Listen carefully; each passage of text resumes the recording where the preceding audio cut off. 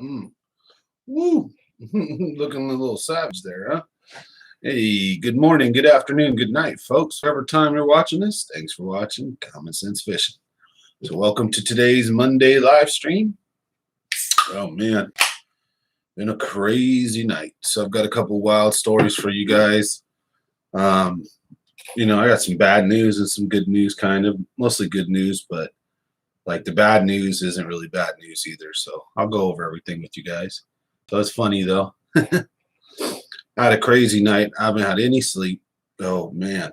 Tell you what, I woke up today and I didn't really wake up. I took like a half-hour nap and then I posted something online and I put Happy Veterans Day. Like, man, talk about being out of it, huh? Happy Veterans Day. What a burnout. Someone had to correct me. Hey, bro, it's Memorial Day. I'm like, oh, yeah, sorry.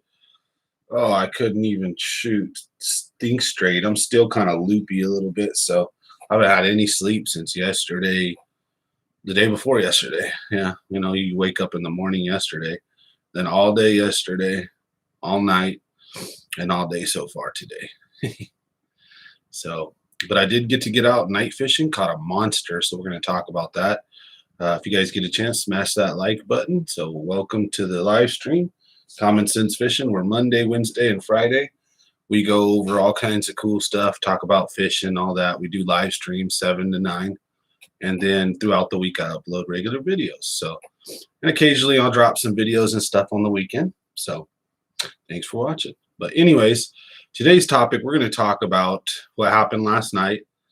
My giant bass, another double digit monster, absolute monster. Unfortunately, she didn't make it. That's the bad news. Some of it might be my fault. But, so, I don't know. I'll tell the story. We'll wait till we get a few people on here. But, yeah, I caught a monster. I caught a double digit last night. And it was the fight of my life, too. This fish kicked my butt. Took like over 10 minutes probably to land her. No kidding. Like an ocean fish fight.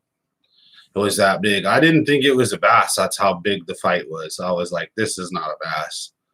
This has got to be a carp or a giant 10-pound trout. I'm like, this is not normal. I'm like, what the hell? So, anyways, I was out at Lake Don Pedro last night pre-fishing for a tournament and just having a good time fishing lazy and slow. And I'm throwing jigs and bottom bouncers, and the bite's tough, brutal tough. We only got like 3 fish. It's like 1 in the morning. Been on the lake since like 9, and got like 3 to 5 fish, maybe something like that. It was super tough. We were moving from spot to spot and just fishing slowly, covering shoreline. And I get to a certain area and we're fishing. I catch a fish. And then I start hearing all this fish activity all around me, just exploding and blowing up. And so I'm like, what? So I'm like, I fish for about a half an hour while all hell is breaking loose around us, right by the boat, everywhere, just massive explosions. And I'm thinking, I've seen the carp do this before, but I'm like, man, I go, what if those are bass? And it took me 30 minutes. I kept arguing with myself to start trying to fish for them, but I've spent time fishing for them before, and it's almost always carp, right, or trout. But so I cast it out, and I started casting top water out amongst all these explosions. Nothing hit my top water, so I'm like, man, they can't be bass. And then I fished some more. I went back to jig fishing. I caught another one, and I'm like, that can't be carp. That's just, it sounds too much like explosions, not jumping. I'm like, something's getting ate. So I take a specific lure, I start casting it out, and sure enough, on like my second cast with it, I'm right close to the boat almost, and I just get just a light tap. But actually, the fish had came up from behind and engulfed my lure and swam at the boat. But it was at such a speed that it almost perfectly matched what I was reeling, and I just felt like this, like a hookup, like it was just weird, and I knew what it was. So I swung on this thing, and it just bent the pole over, and I'm like, oh, but I'm reeling, don't know what to expect, and it don't even feel that big. And all of a sudden, though, it just erupts right by the trolling motor, blowing up like someone dropped a grenade right at my feet. And I got like this little headlamp I had clicked on, and I could swear it was a trout. It looked real silvery and long, I thought, and or something weird. I'm like, what? Maybe one of them giant pike minnows, right? So what's going on, peeps? What's going on? Hey, Danny.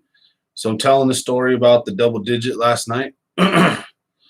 And so she explodes right at the trolling motor, and then she just goes down. And I knew right away it was game over if I didn't. So I hit the button and I just let her spool.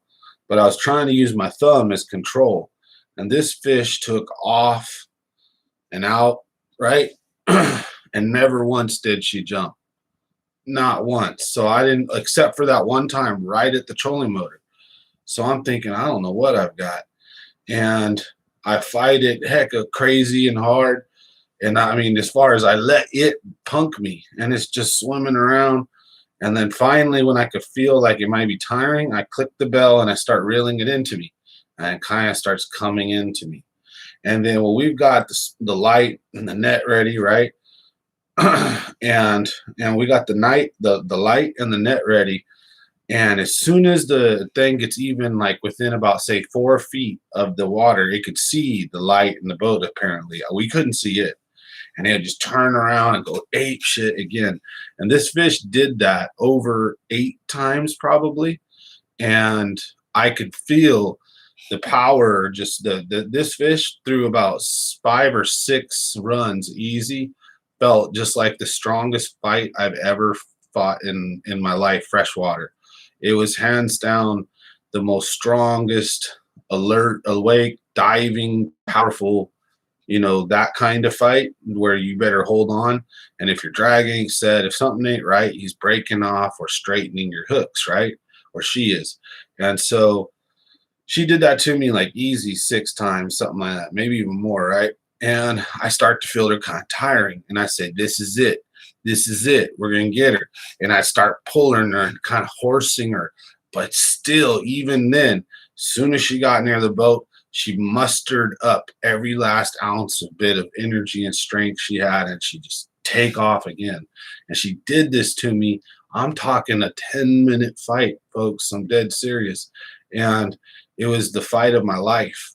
And once I pull it to the surface and I just see this monster bass come up, well, I'm just like, and he nets it. We get it in. We're like, oh my God. It looked like an 11 to 13 pounder almost, because you could tell it was a double digit, right? But this sucker had girth, right? It had a giant belly, it had a giant chest. It was just beefed up. And it was 26 inches. This sucker was 26 inches long and looked like a tank. It looked like, I was thinking it was going to be a 12 or 13 at first. And then upon inspection, you could see it was kind of more, I don't know, like it looked super huge, but then you're like, yeah, okay, it's at least 10, maybe 11. I don't know what it's going to go. And so I get the lures was just all in its throat, and it flopped, and it was flopping around in the net as soon as we got it, and the lure like ripped out and popped out, and then it just sat there. And I'm like, and I got it, and it didn't really fight or do anything. And I didn't, okay, so immediately I want to get it weighed and I want to get a picture. And I thought I had I had a scale on my boat, but someone stepped on the damn handle. It wasn't me, broke it. And if I remember correctly, probably 2 weeks ago, I had taken it out of my boat because all it is a scale with a ring now. So I need to get like a hook or something to attach to it to hook, in a clamp or something like that. So I needed to buy a new clamp. The plastic clamp broke, and I hadn't got around to doing it. My fault. And so Anyways, I'm thinking, well, I have another scale in there. I usually have like two, right? And then Doug's with me. I got a dude with me. I'm sure he's got a scale. So first thing I do is you got nowhere to put this fish. So I open my live well. Now my live well does not work. However, it fills up with water enough to keep a fish alive, one fish, right? Easy. And you can't hold it for long, right? So I set it and I put it in the live well, and immediately she bellies up, boom, and just stays there. I'm like, oh shit. So I try to ride her up. I get a bucket, dump it in there, and fill the live well as high as I can. Try to plug it with something, and didn't have a plug. I had an extra plug for the back, and it wouldn't fit, but it was enough that it kind of shoved it in there. But fish probably knocked it loose, so it'll start slowly draining. But it would only drain down to like this, right? And so the fish was immediately bellied up. And I wanted pictures, so I give the phone to this dude, and I pull the fish out, and I start taking pictures with it. And I'm about ready to let it go because I can't find a scale, but it's basically almost dead. So I'm trying to revive it. I'm flipped out. I don't do it in the lake though, because I don't want to risk losing it. So what I did is I went and I dumped out. I have this big old giant bucket thing that's bigger than my live well, because my live well is big, but it's cut into two sections. So each section of my live well isn't that big, right? So I have this big old giant thing. So I filled it up with water, put it back in, and then I put the fish in there, and she bellied up, and it was like almost like she came out of the deep, hint, hint, kind of, but not really. She didn't need to be fizzed. She came out of only like 15 feet, but she ran me down into 40 feet deep. So I don't know what that would do to a fish like that, but she also took like a 10-minute fight. So I put her in there. I'm trying to position her. I get her right side up, and then I stick part of the net in there at an angle to hold the door open, and it ends up keeping her right side up. So about an hour goes by. We keep checking on her. She's actually still alive, barely, right? You can see her gills flaring, but she's right side up. So we're probably looking to we got to either let her go or weigh her at this point, and I don't want to kill her. So I'm like, what to do. And as soon as I caught her, I put a post out there. Oh, I'm not leaving till I weigh her. And that's what I was saying for a few hours. Oh, fuck that. I want to weigh her. And I went around and I was hitting up bass boats. I seen guys fishing there all night, and I'd go hit them up. Hey, you got a scale? Nope. And go to another one. Hey, you got a scale? Nope. Hey, you got a scale? Nope. And I was like, well, we're just going to have to dump her, or let's just go home. And, I'm going to have to like leave her here and just, I didn't just have to release her, do something, because I can't tie her up, don't have a stringer, and I'm not trying to kill a big fish like this, but open it up, she's already dead. So I'm like, damn, well, we got to take her home now, because I'm not going to just throw a big 10-pounder back in the lake dead. So she's going to get turned into a mount. So, it's my fault though. What I should have done technically, guys, I mean, I beat myself up a little bit about it, but not too bad. What I should have done is I should have took some good photos. I should have took a few pictures, and I should have took her above, outside of the boat into the lake, and just held her underwater right side up and tried to revive her like that way. Because and do it for a long time. Even sometimes I've seen it take as much as like a half an hour, 45 minutes of babying a fish, getting air across its gills and moving it forward. And then kind of slowly you turn it around and move it forward, and you make sure its mouth is open enough so that water goes in. You have to see the gill plate flare, and you can do it kind of like breasts. You don't want to continuously just do it, right, with the mouth open.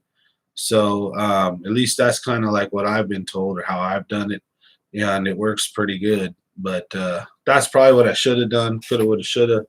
But you don't catch a double-digit fish and just like not want to know like what is this? You know what I mean? And so it was like stressful. I didn't want that to happen. But my point too is there's a lot of them in the lake, and I'm not going to ever do that again. If I have it happen like that again, I'm just going to toss it back and take the L on the chin. I'll just make sure I have my phone. My GoPros are there, so she's on video on GoPro. Not great, you know, visual. If you guys get a chance, also smash that like button. Thanks for watching Common Sense. But anyways, it was pitch black. You know, I had my headlamp, I had a flashlight, so we tried to get some illumination. I held the fish up and talked a little bit to the camera, but she was beat up bad. She was tired. She gave it her all. It was like a 10-minute fight. So, but anyways, I do feel bad. But like I said, remember last time we were doing the live stream, part of what I talked about was how to get your PB, how to catch big fish, and the number one rule is night fishing. You know, it's going to almost always give you a leg up because these bigger fish are more active than they pig out, they feed up a lot of the time. These big fish do at night, and then during the daytime they go almost like hibernate. They go chill over really deep water or in some crazy spots that you wouldn't think they'd be, and they're hella hard to find. That's why most people don't catch a ton of double digits during the year regularly unless it's spawn. But one of the, you know, or low light, early morning, late afternoon, sunset, sunrise type thing, or bad weather that may bring them to the top when it's low light conditions. But nighttime is when the big mamas come out to play. And sure enough, man, my second trip only, actually my first trip after talking about that, I went out and I did exactly what I said in my tips and tricks. So what I did is I threw the jig, right? And I found that I caught a few fish, but let's put it this way, like a week before, I was catching a ton of fish on the jigs. That tells me the fish were on the shore, they were on the bottom, they weren't suspended, right? And we had live scope, and you could tell that most of them weren't suspended. There'd be a few, but they were swimming above the bottom, right? Not way popped up. Well, tonight, well, not tonight, but last night, you couldn't get bit on the jig barely, right? So the other night we were getting bit left and right on the jig, all the way from 1 inch of water down to 20 feet. It didn't matter. They were stacked with bass. And then last night, similar water, some of the same water, and then new water, couldn't get bit barely. I mean, it was far and few in between. The fish were smaller. I dumped a few, but I think I'm starting to get it down. I dumped a lot less. And I caught, you know, I did fun, caught some jig fish, but there was nothing over 2 pounds basically all night long, right? And I fished the moment. So what happened was situations changed, noises and things happened around me that gave me clues to throw certain lures. And so I started with topwater, and it wasn't what they wanted. They must have been so keyed in on a particular bait or target that they were not really hitting something dumb, just like smashing around on the top, you know, like a whopper plopper or a vixen or something like that. They weren't having nothing with the walking or the popping or anything.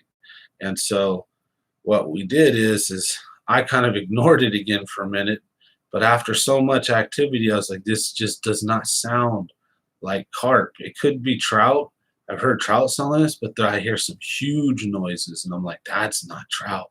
I'm like, those are 15. And there were some noises that were so huge, they made me doubt whether they could possibly be bass.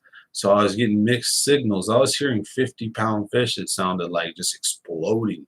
Like, what the hell is this? Just whoosh. And I'm like, sounds like there's a freaking, like some kind of crazy animal, like they could capsize my boat, you know, 10 feet away from me, and I'm seeing like this boil that's like 6 feet wide. I'm like, what the hell? And I'm pretty sure those were all 10 double-digit bass, most of them, and they were eating bluegill, if you want to know my opinion, or trout, kokanee, trout, bluegill, something. Some big game fish was getting merculated. And knowing that the bluegill are going to spawn, this was right in that neck of the wood, maybe even crappie, something like that, was out there in the middle. Let's just give you some hints somewhere in the middle of nowhere, in the middle, and schooled up big time. And they were super commotion, and they wouldn't hit my things on the top. But when I went through them, oh yeah, I got a mondo. I got that double digit. So it was the ride of my life, the fight of my life. This was at Pedro. So by the way, max limit. Oh yeah, that hurts, brother. If it makes you feel any better, you've seen multiple people keep and eat a DD. Oh, that would hurt. Let me tell you guys, like, if you guys could, let's get a like button. Appreciate it. Thanks for watching. Comment if you guys can. This was at Lake Don Pedro, but I'm going to tell you guys a quick story. I'm not going to tell you who the person was. It was not me. I swear to God on that. But I know this person, right? And this person was out fishing at night, similar to me, right?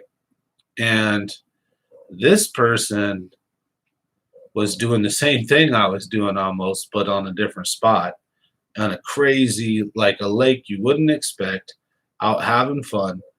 And he cracked into one that was 13 and some change, right? And he gets it in. He puts it. He even has a scale, brother. Puts it on the scale, and yeah, it's a 13 plus pounder. It's a teener, right? His first teener, and he proceeds to try to take like 30 selfies. Then he gives his buddy, let's say companion, the phone, and he's like, "All right, we'll take a bunch of pictures. You know, flash on this, that." And he does all these different poses, take like 100 pictures, and all of them are blurry, came out like shit. Probably the screen was probably dirty, and nobody bothered wiping it off. I bet you that's what it was, and because I've had that happen to me for a while. So, anyways, this dude catches a 13 and a half pounder, weighs it, gets pictures, but isn't satisfied because they're all crap and garbage. So, and he's in a spot that he's in a position where he cannot put this in any live well. He cannot transport it really, but yet he kind of can. So what does this fool do? He keeps it and he brings it home so that he can get legit pictures of it that look really clean and good. You know what I mean? He took it and took it up to dry land where there was lights and stuff and where they can stage it and make it look hella good, knowing it was going to die. And then it died. You know what I mean? Out of the water too much. So 13 killed a 13 and a half pounder, dude. Not me. And I wasn't there. I just got told about it and I knew about it for sure. And I'm like, wow. So, you know, stuff happens, but I feel bad though, killing the double digit, man, it breaks my heart. This is like not a happy video almost. Like I gotta change the subject. But I just want to tell you guys about it. I did whack one last night, a monster. So I just so stoked. So I'll put out a video about it. Be kind of bittersweet. I don't think I'm going to include the after pictures. I think we'll just show you guys the night of, and maybe fill you in with some of this stuff like this, a little commentary or something. So it'll be a real short, like 3 or 4 minute video. But she's a true double digit beast. Stoked, so stoked, but at the same time crushed, like so anyways, I do want to go fishing tomorrow and get out there and see if I can replicate it. I'm going to take a different scale, and you know, if I catch another one that size, I fully plan on making sure she swims off no matter what, even if I have to like turn into a fish and jump in the lake with her, you know. But anyways, smash that like button, guys, if you get a chance. Common Sense Fishing here. We had one heck of a night. I didn't get any sleep, right? Night fishing for sure, man. The way to do it. I caught a monster. But yeah, I'm tired. See, it depends. You got to make sure you pick when you night fish. Pick a very special date. Not special, like, but make sure the date you have, like, you don't have to do anything. Because like if you have work the next day, you're gonna be destroyed. So, I mean, I highly recommend needing a day to recuperate. So when you night fish, you want to do that on like a weekend, like on a Friday, maybe a Saturday. That way you can kind of recuperate Sunday and be a zombie, and then, you know what I mean, or whatever. So you have that one day, because it'll beat you up, man. I tell you what, staying up all night, no sleep. And then And then usually what happens as soon as the sun comes out, you wake right back up, but you're kind of like half awake. And sleep is not easy during the daytime when the kids are awake and this and that. So it's always fun. But gotta love night fishing. I got out there, smacked a monster. I'm super stoked about that. So at least my tips and tricks worked for myself. I changed and I fished the moment. So I went from one bite to another, knowing darn well it's probably what I should have done all along. And it's going to give me some targets and keys for what I'm going to do tomorrow probably and go practice on and see if I can smack them similar ways. So I plan on taking a couple different arsenals, with me, tools with me, and then hopefully being able to utilize those tools correctly. And then we'll bring a video to you guys. We'll let you guys see how we did it. I've got a tournament coming up this weekend on the Ambassadors, so I don't want to give too much information away, but you know how I am here. I don't BS or, I keep it real with you guys. So as soon as that tournament's over, we'll probably get into more detail on exactly what lure, how I used it, all that good stuff. So, but anyways, now that that's over, good afternoon, good morning, and wait a minute. See, I messed it up. This is what happens when you're on no sleep. Good morning, good afternoon, and good night. Whatever time you're watching this. How's it going, James David? So, what happened?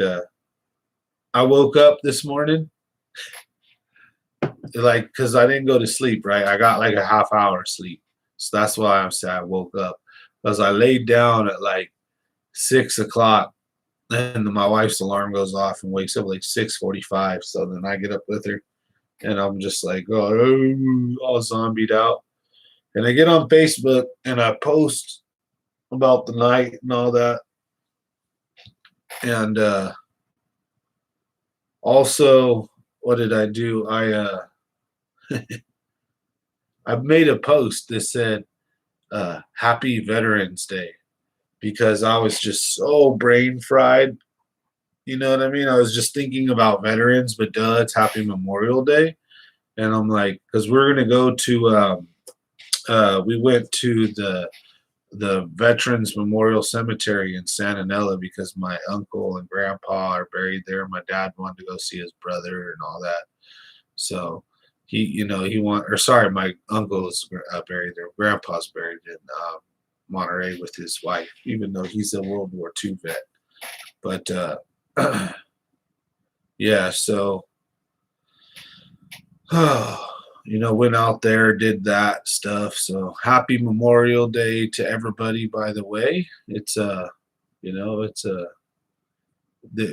remember why we celebrate this day is to honor. It's really about not even celebration, it's honoring those who died for this country, you know what I mean?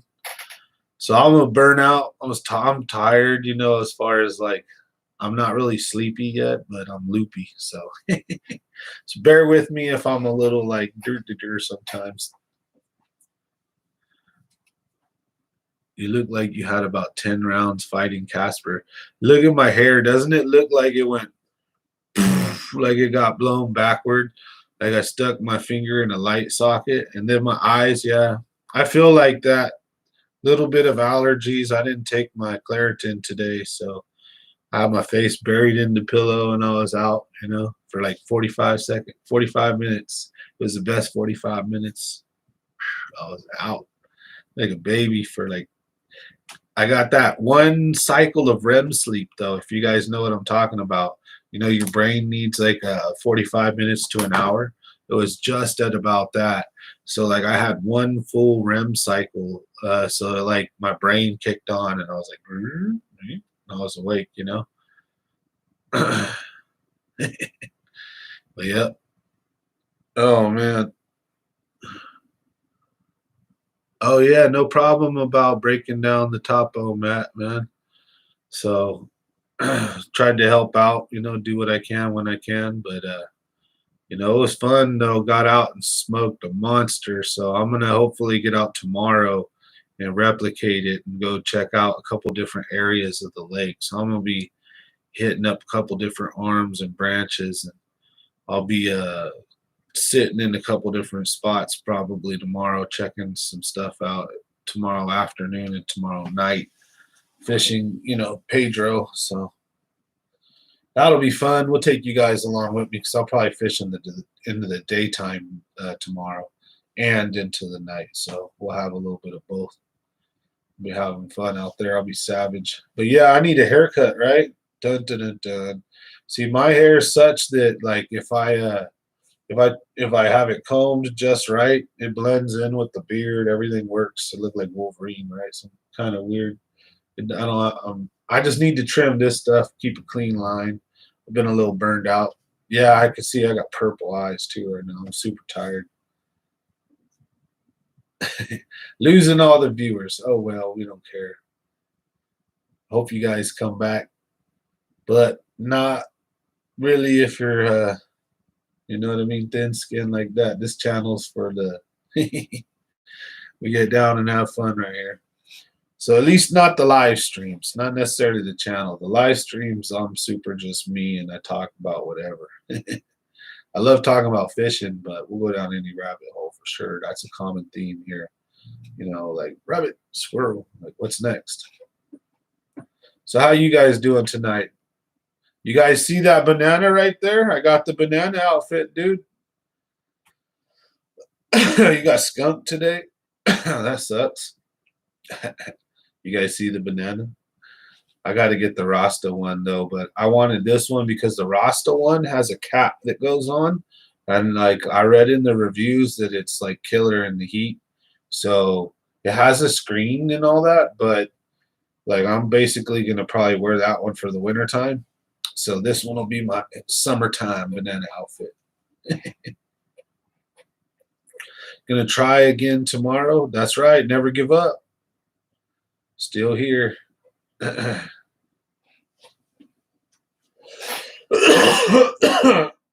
I wrestled with him a little bit though. You got me, but hey. He beat me up though.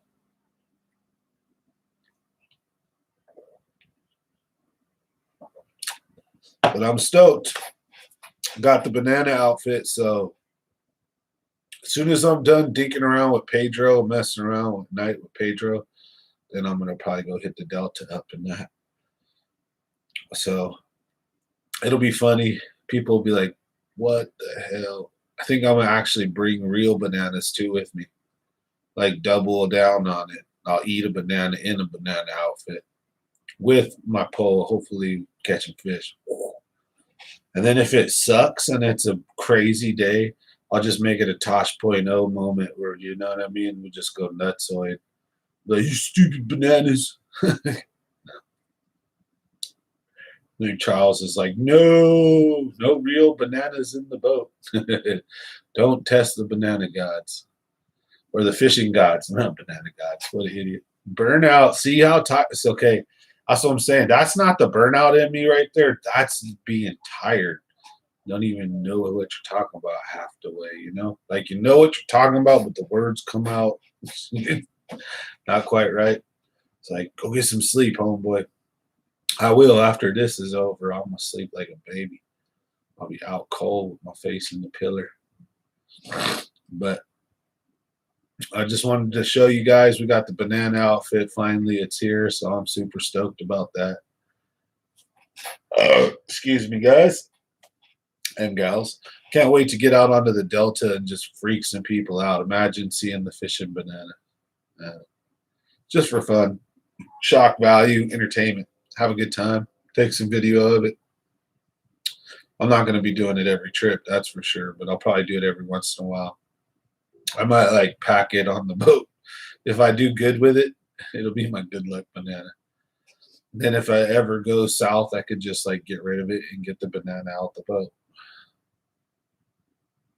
You used to work graveyard, right? Swing shift, store door, graveyard, whatever, nights. I've worked because if there's a factory, a lot of factories break night shifts down because that's when they get a lot of work done. They break it down into multiple shifts that kind of overlap so that there'll be times when two shifts are there at the same time. They get a massive workload done and transferring hands. And then the rest of the time, the other shift is just kicking ass and getting things prepared for the next transfer and all that.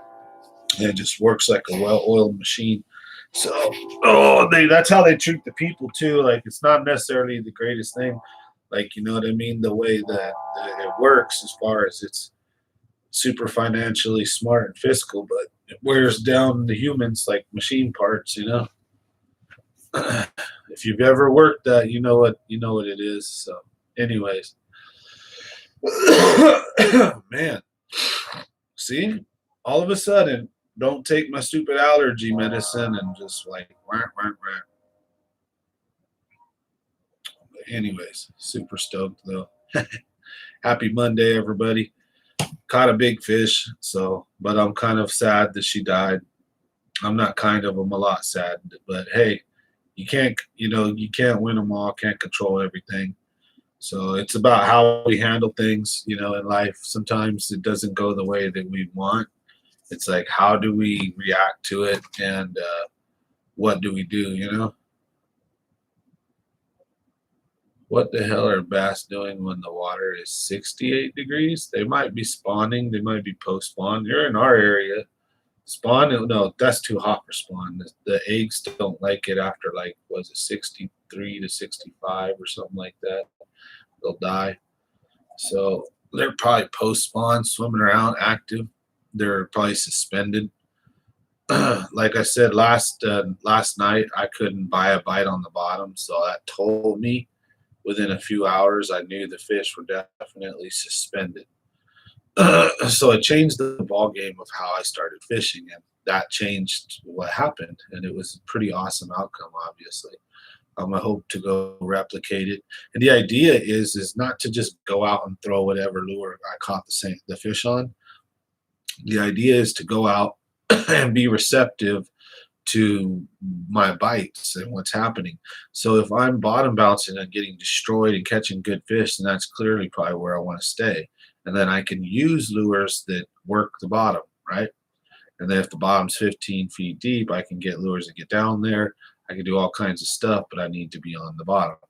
And then if I fish the bottom and I go everywhere, and I'm fishing rocks, and I'm fishing shallow, fishing deep, and I'm fishing this and that, and I'm fishing all over, and I'm fishing kind of slow and everything, and my bites are very few and far in between, that tells you the fish are more than likely not on the bottom. They're suspended.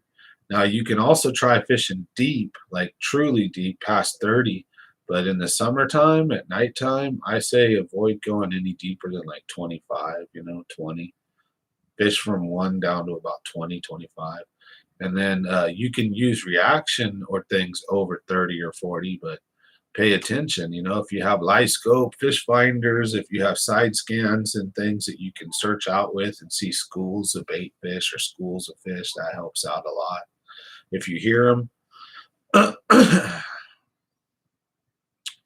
we'll use for post-spawn, because you saw some big ass bass that were cruising, but you couldn't get a bite. So here's the deal: wherever those bass were at, those bass were doing whatever they were doing, even if they're cruising. When they see you, they're not going to bite, and once you see them, they see you. So a good strategy is back up out of the area and throw something like a weightless Senko. Post spawn is almost impossible for them to say no to.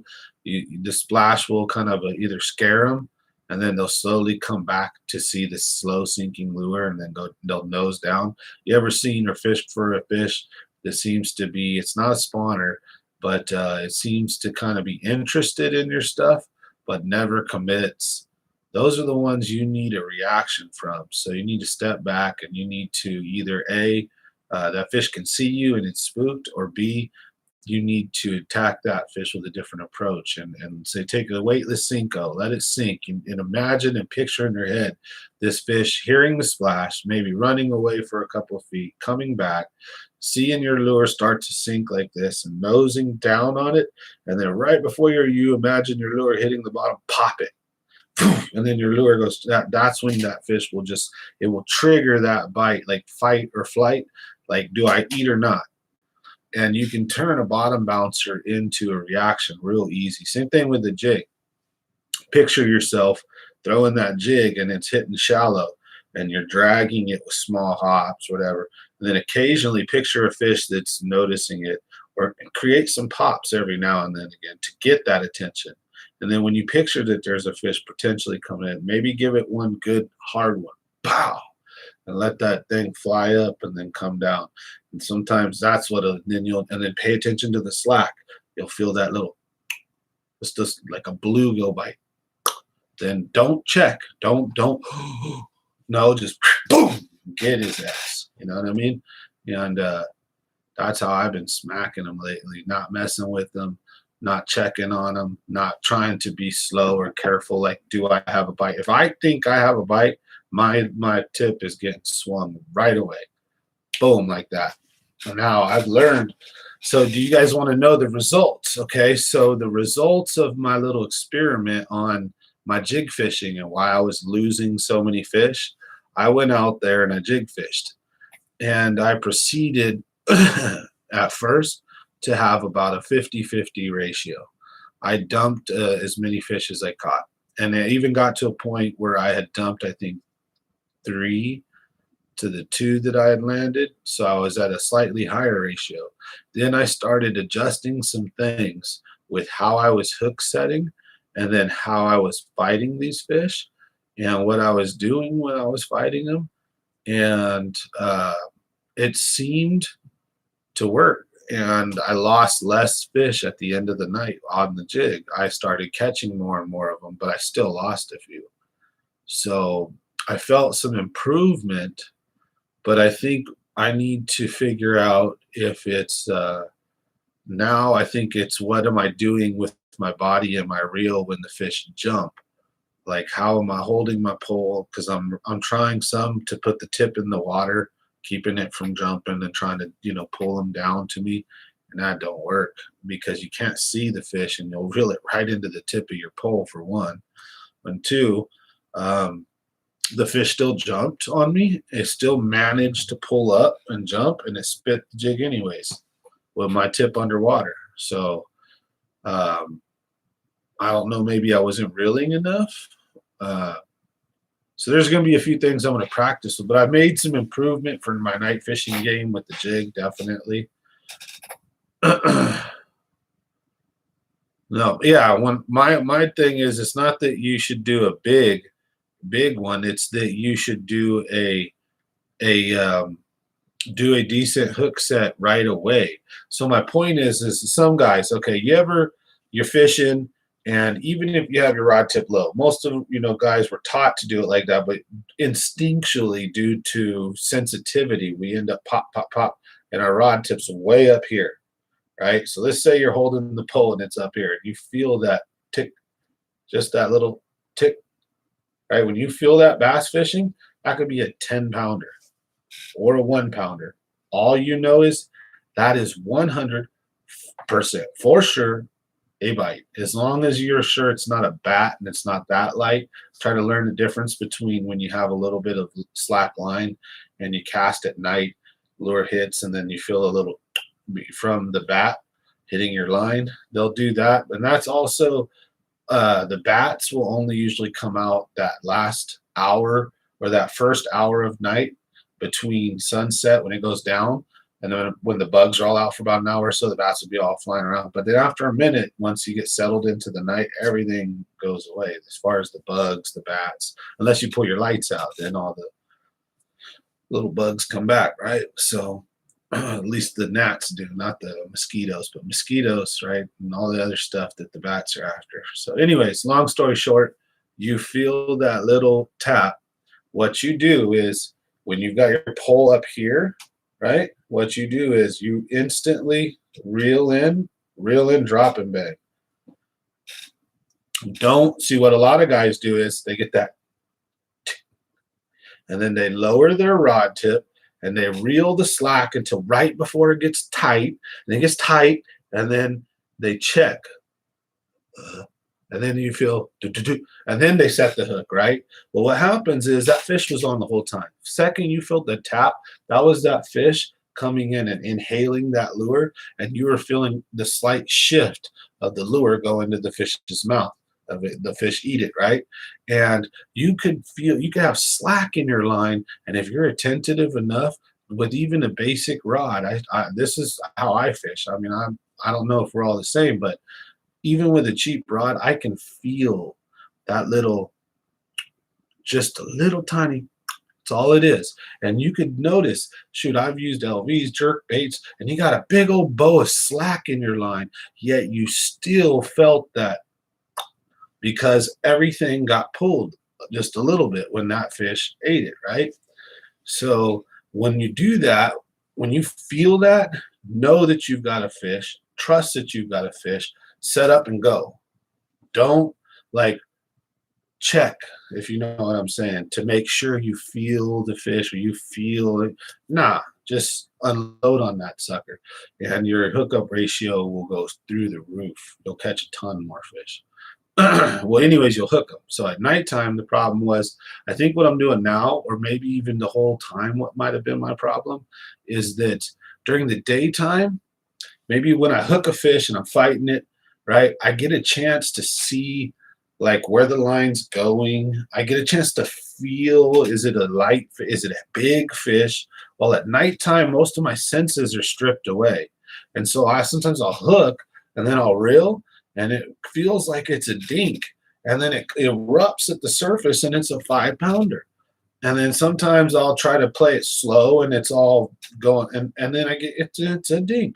So it's like finding the perfect balance is tricky with a jig at night because it's your senses. See, at the daytime, I can go out there, I'll hook into one, and if I know it's a dink, I can muscle it in, whatever. And if I get that and I set on it and I feel it's a big one, I can spool it sometimes and then click when I know I've got it turned. Use my thumb as a tensioner, and I'll use that as drag.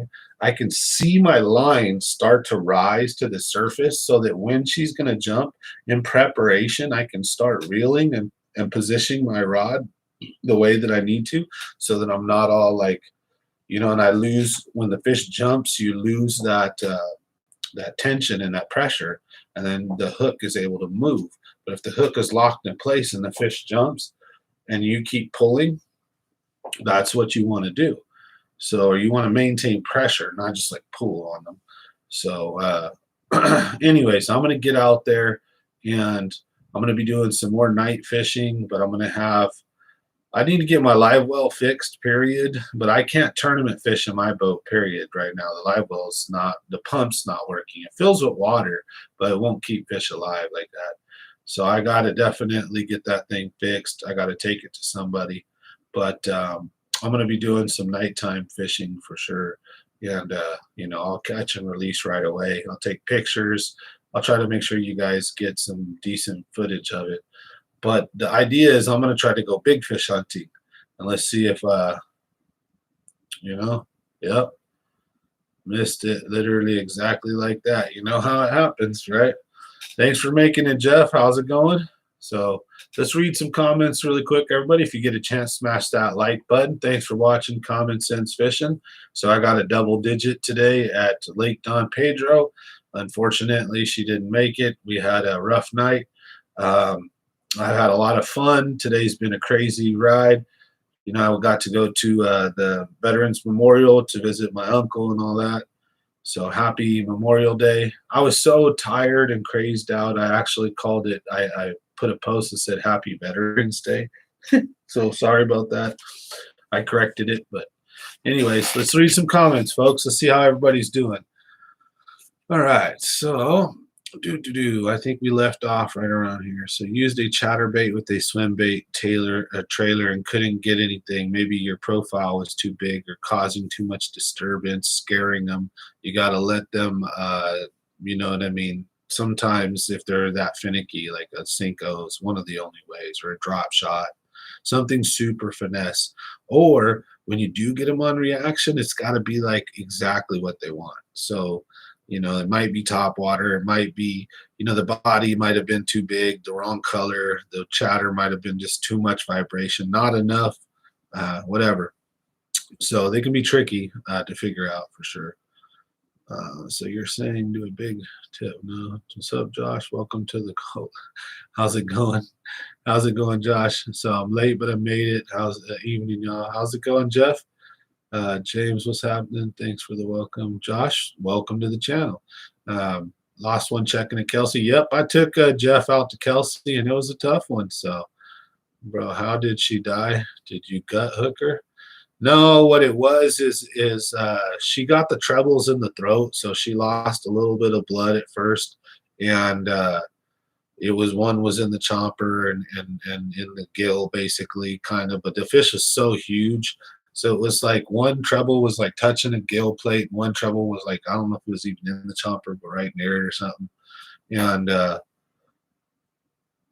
basically she ripped off too when she was netted, and I was like, she was such a crazy long hard fight that when I landed her, I had to take a second to set the pole down, and like I was shaking and I had to like chill. It was a big deal.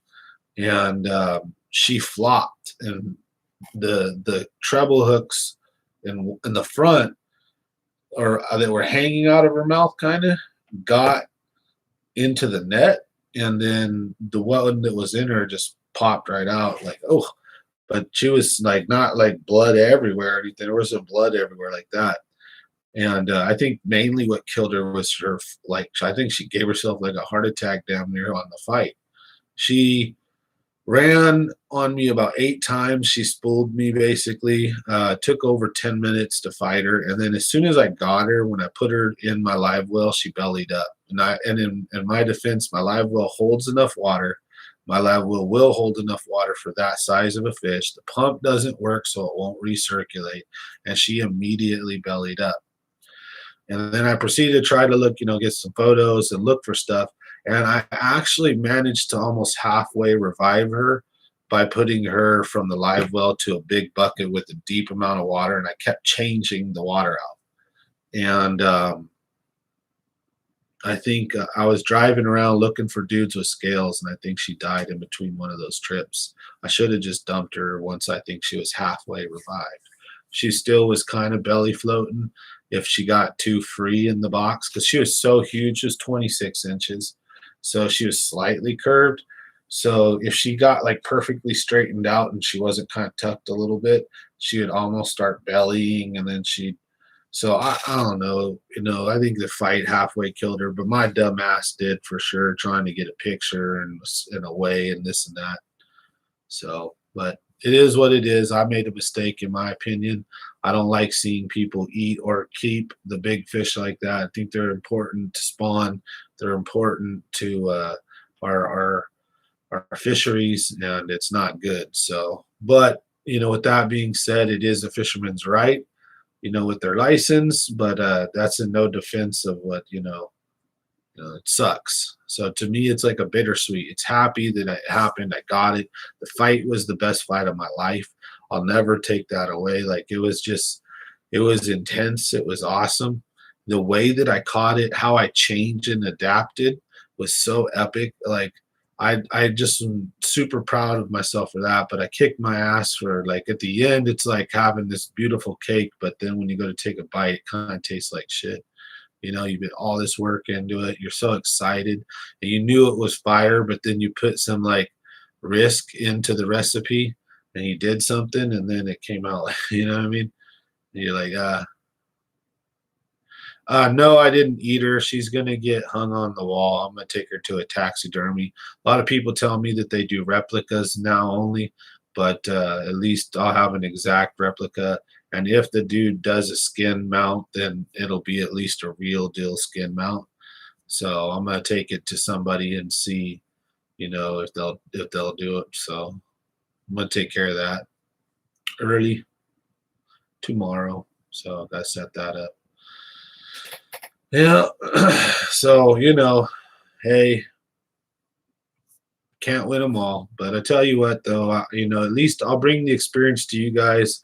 When this tournament's over this weekend, I'll share everything with you guys. What lure, talk about what depth, what speed, like what was exactly going on. I'll even tell you guys where I caught her, point you to her. And I'll tell you what, in this being said, where I stuck her, there was multiple multiple monsters, multiple. I could picture just a school of double digits. We're hammering a school of like bluegill or kokanee or something. Salmon, trout, something was getting annihilated out there. It was awesome. I was amongst a war zone. It was so cool.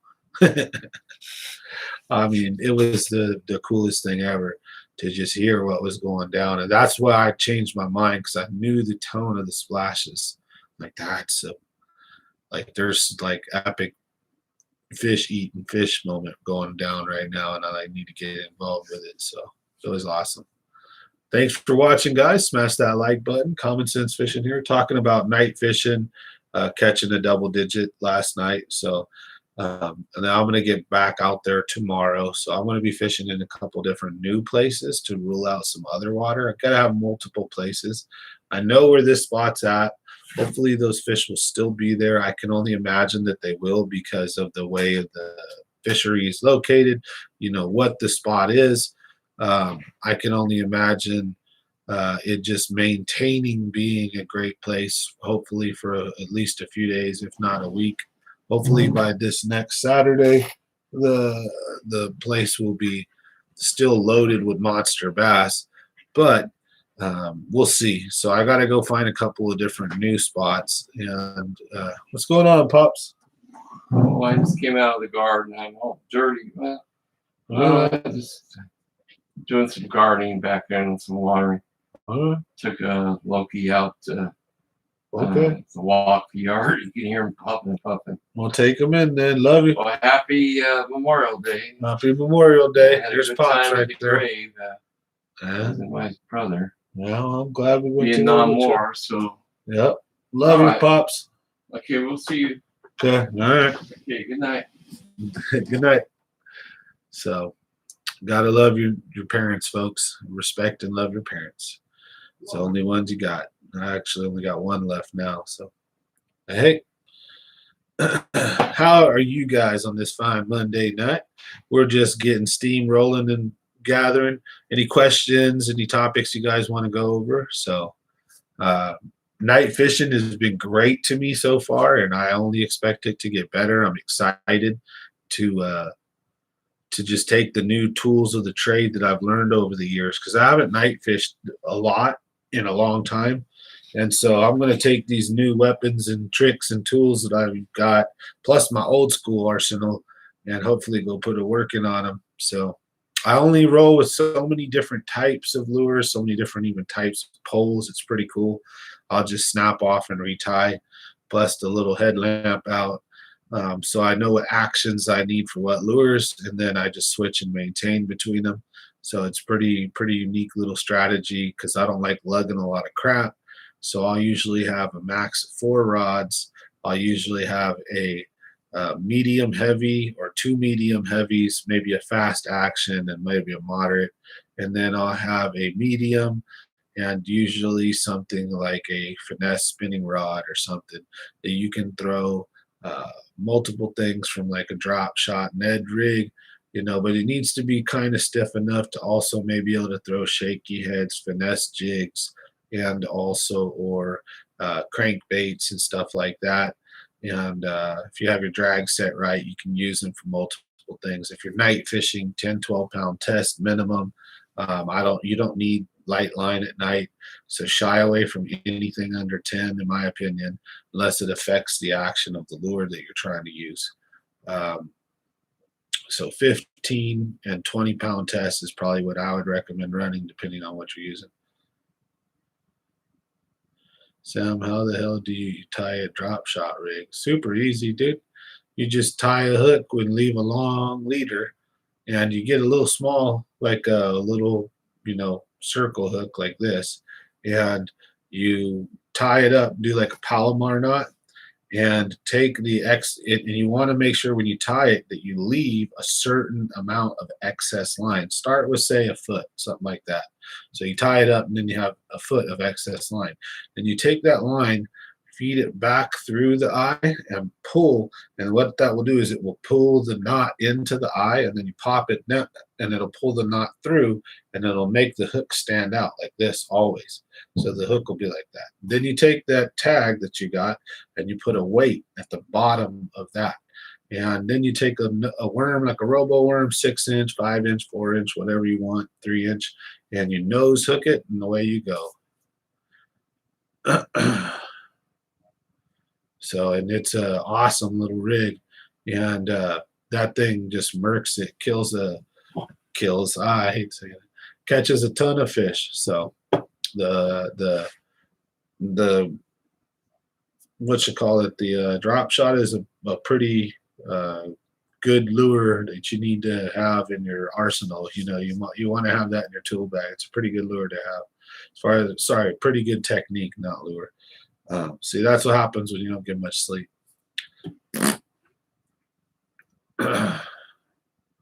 That's not hard. I could show you guys how to do one right now. It's, you know, but this camera is not the greatest stuff, but do it like a shoestring or something, you know. Show you guys how to do it. It's not hard at all though. So it's super easy. And then you just cast it out and let it sink and hit the bottom. And then the trick is, remember that your worm and your hook is about this far above your weight. So what's going to happen is you want your weight to hit the bottom, and then keep the line tight. And then make sure that when you drop your tip that the weight stays on the bottom. You don't want the weight floating around, because you want the weight squarely on the bottom, right? So that you can let the worm fall and you can pop it and dance it, move it, and the weight will always stay down there. And then when you need to move the lure, you pop the whole assembly and you move, you know, both. So because the hook dances above it. So what you do is you work with slack line, you know. It's an easy technique to get down now. It's not hard at all. So, but it's not something you want to do at nighttime. Not really. Like I strongly recommend, if you're trying to nighttime fish, PB fish, if you want to get a monster, I recommend going after like you know, go after them with spinner baits, top water, square bills, crankbaits, big 8-inch worms, jigs.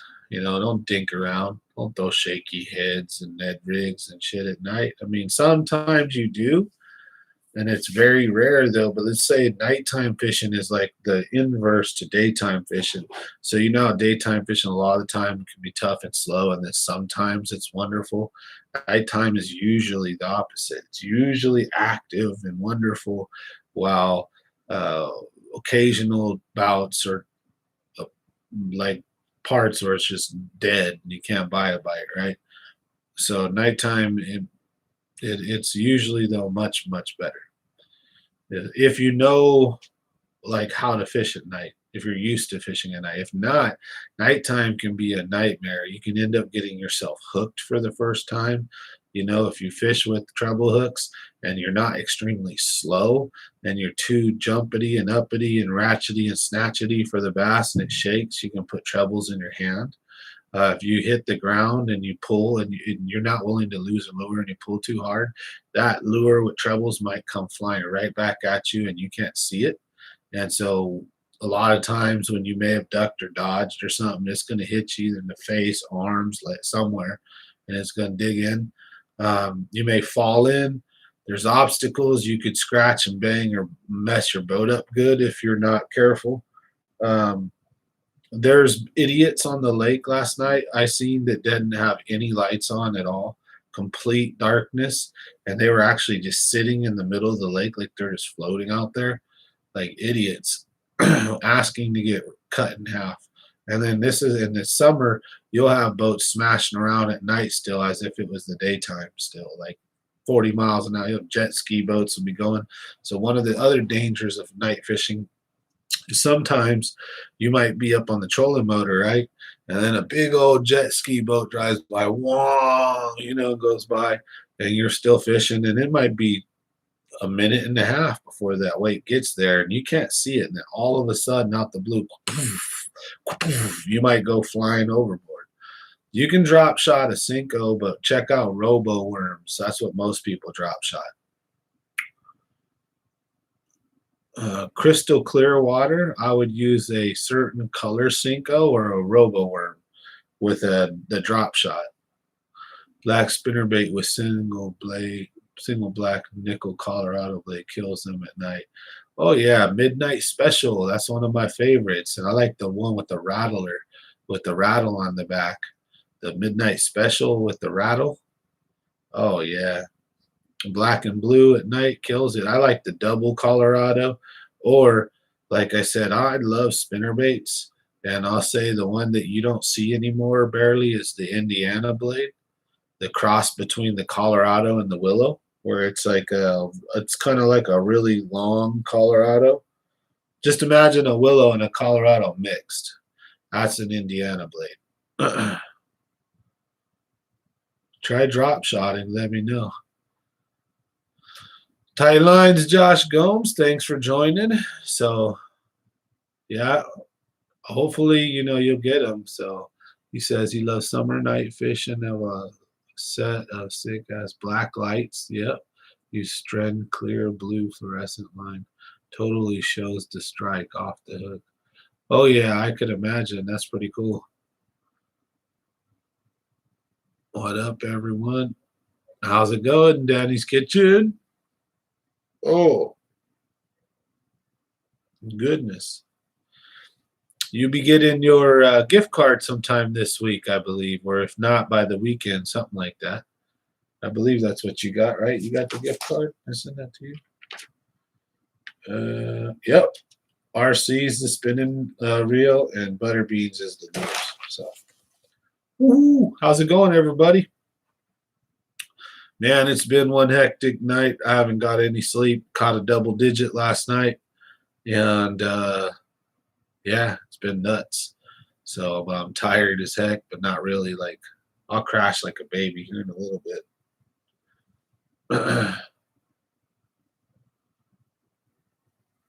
But yeah, dude, was one hectic night, man. But congratulations, Danny. So yeah, and then guys, don't forget the BFL giveaways.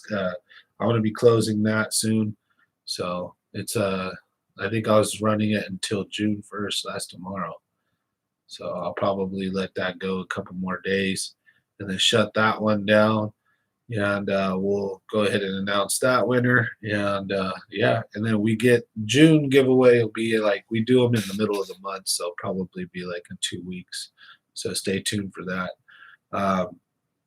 I'm just super stoked, but my mind is just like, you know what I mean? Like it's like hard to take in. I just caught another double digit, but it's hard to celebrate it when she died, like damn, it's like bittersweet.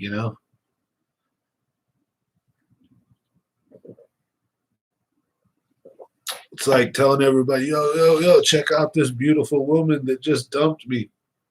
Like what? Like, yeah, but I got to date her at least, right? That's not how it works. Part my fault and part the fight. She was it was the biggest, best fight I've ever had in my life. It was like, well, ties for some of like the 50-pound salmon that I caught in the river, but I think that this fish was probably the best fight I've ever had. It fought like a 25 or 30-pound carp, just beat my ass, and she seemed to freak out huge every time she came near the light because it was at night. We have a flashlight in the net, and she would fight good and hard, really good and hard. But then every time she'd start like chilling to recuperate, or I start bringing her in, and you guys, this is a double-digit fish, so just even moving her towards me takes a bit of effort, right? Excuse me. So she, every time I ended up getting her near the boat, she would take off on, I would probably say that she would peel like, she probably went off on like a 20 to a 20-yard run, maybe a 15, 20-yard run. I'd say almost a 30 feet dive sometimes. she'd go all the way to the bottom. I'd feel her hit the bottom, boom, boom, boom. Like, oh shit, this is a smart fish trying to snap my line on rocks and things on the bottom and trying to take the lure out of her mouth and trying to hit it on things. I felt her hit the bottom of the lake and hit it. And I'm like, oh shit. So I had to kind of pull her up at one point and muscle her a little bit. And I was real scared I was going to straighten my hooks or lose her. There was multiple times that I thought I was going to lose her. And every single time she came near the boat, she'd turn right around and then go on one of those crazy runs. And it was an insane wild ride. It took over 10 minutes to land her. And when I caught her, she immediately bellied up. So I didn't try to release her in the lake, but when I put her in my live well to take pictures, she bellied up. And then I attempted to revive her, almost did, kind of halfway did, and then probably killed her by not releasing her at that moment instead of continuing to look for a scale. And then I ran into like 4 fishermen with boats that none of them had scales on their boat, or at least that's what they said. So it sucked. Heartbreaking. I'd see a bass boat go somewhere or be like close by, and I'd be like, look, there's a bass boat. I'd fly over there and ask if they had a scale. No. So that was probably my fault right there. Well, it wasn't probably, it was. But I don't know if she was going to make it, even if I released her. She goes beat up from the fight. But, that's my fault, like I said. But in the end, it's a learning lesson. So it was a wound on my honor, so to speak. It feels like, like, damn. Oh. But at the same time, another great notch in the belt. Lesson learned on the fight, the tactics, the changing of what I did, when I did it, the location, just everything that I gained and gleaned from it versus like what I lost from it. So I don't know, I'm happy. But you would think I'd be a lot more giddy about catching a double digit, right? If she didn't die, like, fuck, pardon my language, but so. Yeah, but you know what though? You can't win them all. So I'm just chilling, happy to have got the chance to tangle with her and get her. And you guys will see that. So I'll release that. It's gonna be a bittersweet video, but at the same time, I'm gonna go ahead and get back out on the horse, and we're gonna get out there, do some more night fishing. Hopefully bring some more monsters you guys' way. If not, we're gonna have to just get out there and fish anyways, Can't just catch a 10-pounder every trip. That'd be awesome if I did. Yep, exactly. Well, here's what I'd take from it is I really need to just go get my live well fixed and stop being a broke joke.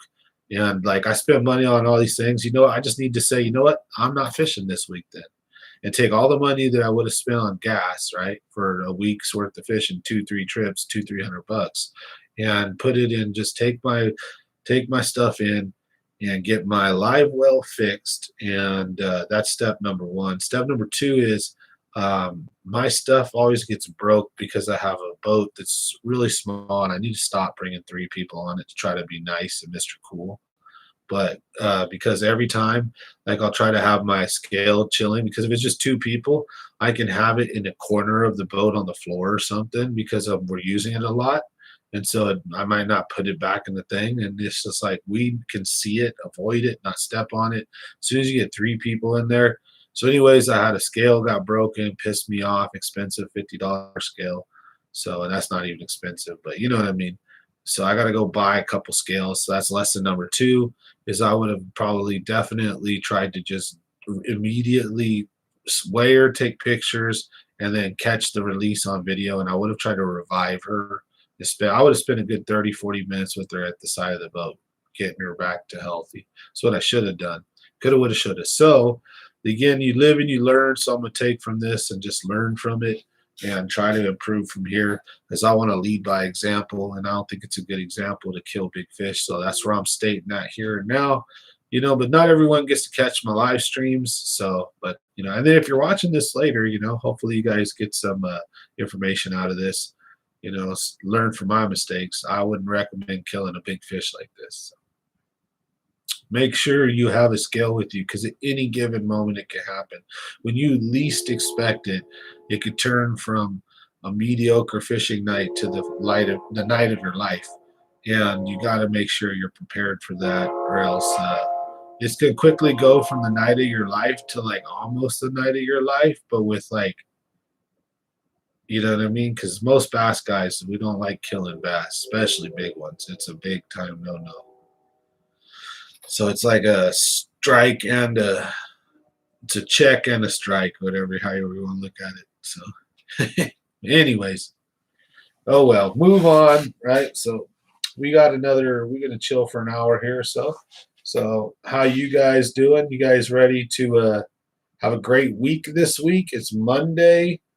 Everybody gonna get back to either some form of work or do some stuff tomorrow. I'm gonna go fishing tomorrow, but I've got work Wednesday, and I've got a packed weekend. My kids are going to Oklahoma on Sunday.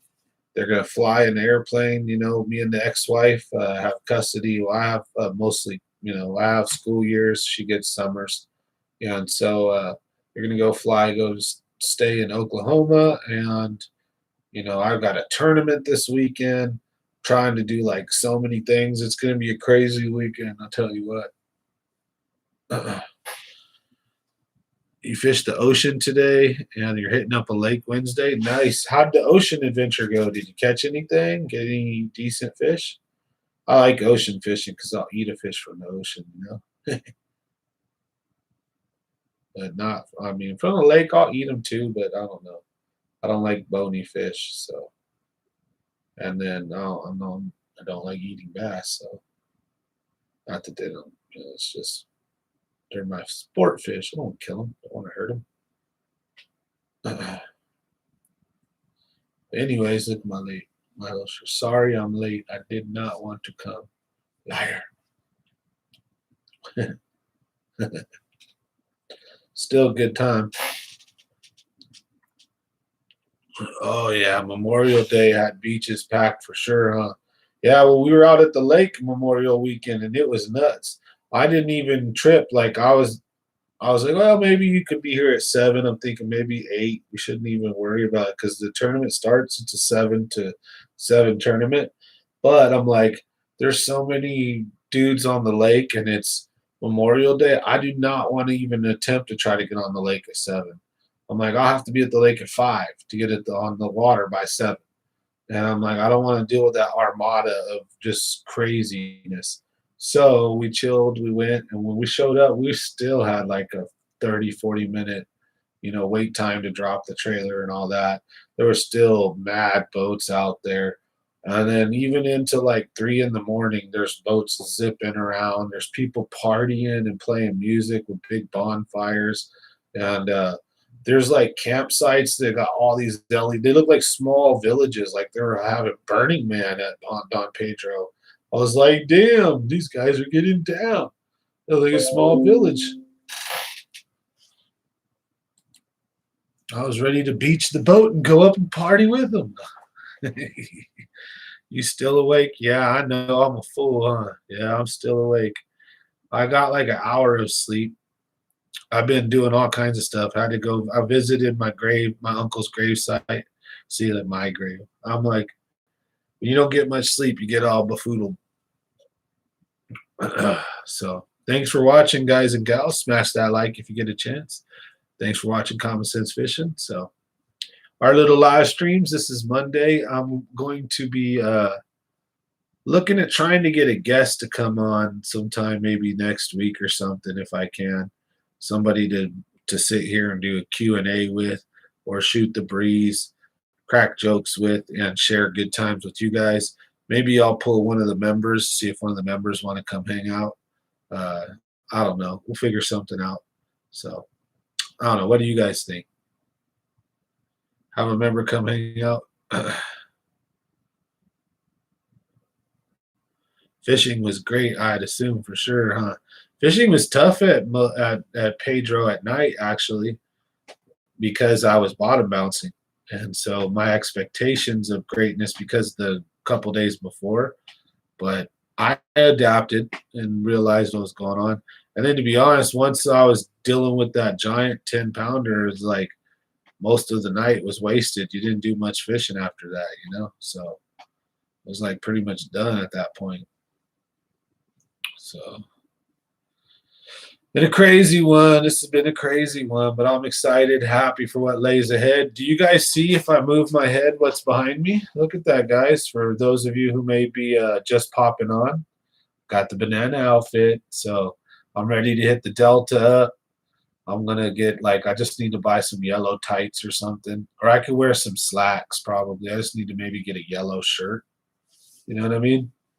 It'll be hilarious. Be the banana man. Get my glasses and be out there chilling. So there she is. And you guys will see me in her plenty soon. No, I'm not going to put it on right now. Oh, goodness. I just thought of something. I'm not saying it, though. Do.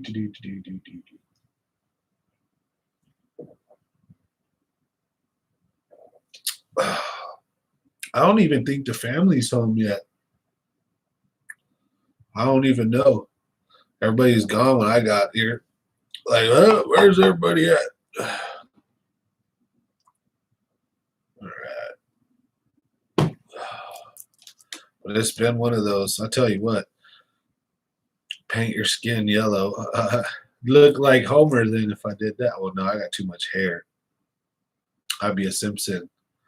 I'd look like a Simpsons character in a banana then. Paint my skin yellow. The Simpsons. I think there was a character in a banana, was there? No, I know there was the dude in the bee outfit. Maybe that's the one I'm thinking of. But paint yourself green to match my green screen. Turn into the Hulk who won't work out, who don't work out. Nope. Guess what? They'll have to call me the Bulk, the Incredible Bulk. I'll just run around, puff out the belly. How you doing? Tell them like that. I'm the Incredible Bulk. If I show up to the superhero meeting, oh look, it's Wolverine. Nah, I'm the Bulk.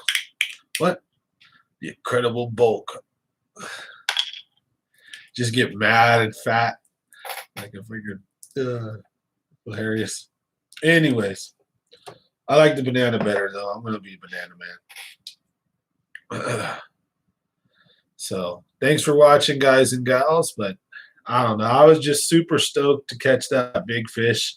Bring that to you guys. I can't wait to do the video, upload it to it's not going to be very long, but you know, we're going to pop that up there, and that should be coming out soon. But I've got another trip tomorrow, and then after that, a tournament this weekend, and there's a lot going on. I'm going to be working the week after that, so not much fishing. And but I am expecting a banana delta fishing video here relatively soon, and also I don't know, like I said, I want to probably get a guest on here soon, so that way we can have more of a conversation instead of just like me talking to you guys. You know, it kind of can have some convo for you guys to bounce off of and then put on and come up with topics, and me and the person can rant and rave and then jump in with you guys. You know what I'm saying? So it's going to be fun. So we'll talk about fishing, but you know, here on the live stream, this is probably the least fishing channel on the internet when we're live streaming. When we're live streaming, we talk fishing a lot here, but I don't know. I'd have to say sometimes it's 50 to 70% other stuff, you know. It depends on how off the rails it goes, right? How far into the woods do we go?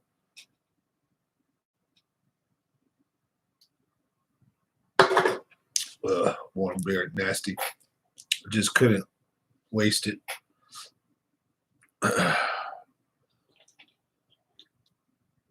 Little PSA announcement, man. Drink enough water. It was 105 today, and I was doing an air conditioning call. I was on a roof, felt like I was gonna have a heat stroke, and I still had 3 bottles of water and just sweating profusely because of how hot it was. I got to remember to force these people when I schedule calls. Even if I lose the customer or the call, I've got to force myself to take the calls where the unit's on the roof and schedule them in the morning. Can't be going up on a roof at 2 o'clock on a 105-degree day. The roof burns, your shoes melt, your hands are on fire when you touch the metal. If you touch or lean against the unit, it's like you're sizzling yourself on a hot iron. It's crazy. So anyways, I did that today too, by the way, folks. So I caught a double digit this morning, and then I went to the Memorial Veterans, cemetery in Santa Nella, and then came home and fixed an air conditioner. Then came home and proceeded to blah. I didn't go to sleep for some stupid reason until I think around 5:30. I slept for about an hour. But hey, that's how we do it. Stoked.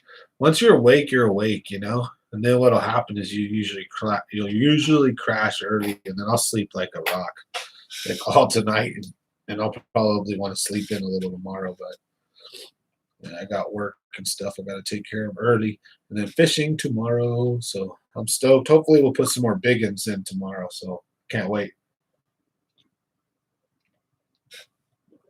But I don't want to get ahead of myself. Could go out there and it'd just be a regular fun fishing trip, 2-pounders, whatever. You win some, you lose some. So I'm gonna go out there and have fun, swing for the fences, have a good time, and just fish the moment. Try to read the situation and fish what I see. That's what I'd recommend. That's how I caught that big girl. So paying attention to the signs and things going on around me, and then changing my tactics accordingly, and it paid off. So, but then again, it couldn't. At the same time, there are plenty of times when you do that and you don't catch the big girl. So, but you just gotta trust in it and believe in yourself. All right.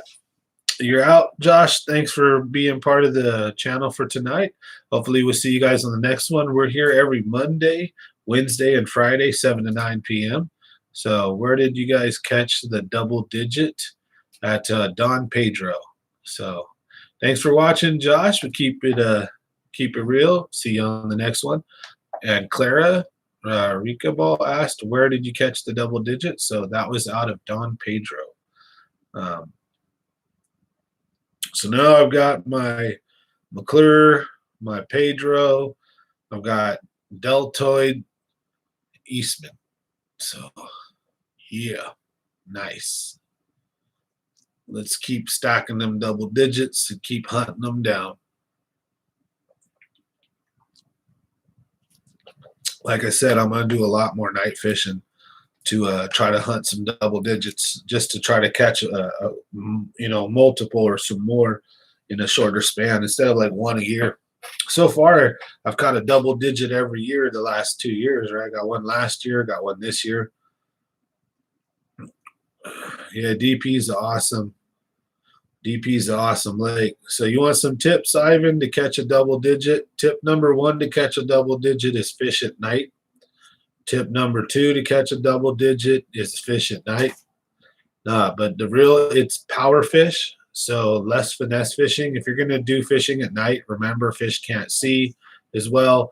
There's not very much light. There's not much like that they can do, so they fish by commotion. So the more noise, the more movement. So you want to use things like spinner baits, crank baits, top water. If you're going to bottom bounce, you want to throw things like jigs. And if the bite seems to be slow but on the bottom or finesse, maybe you can do things like throw a micro jig or a smaller jig, a 1/4 ounce or 3/8. But I recommend if you want big fish, then fish for big fish.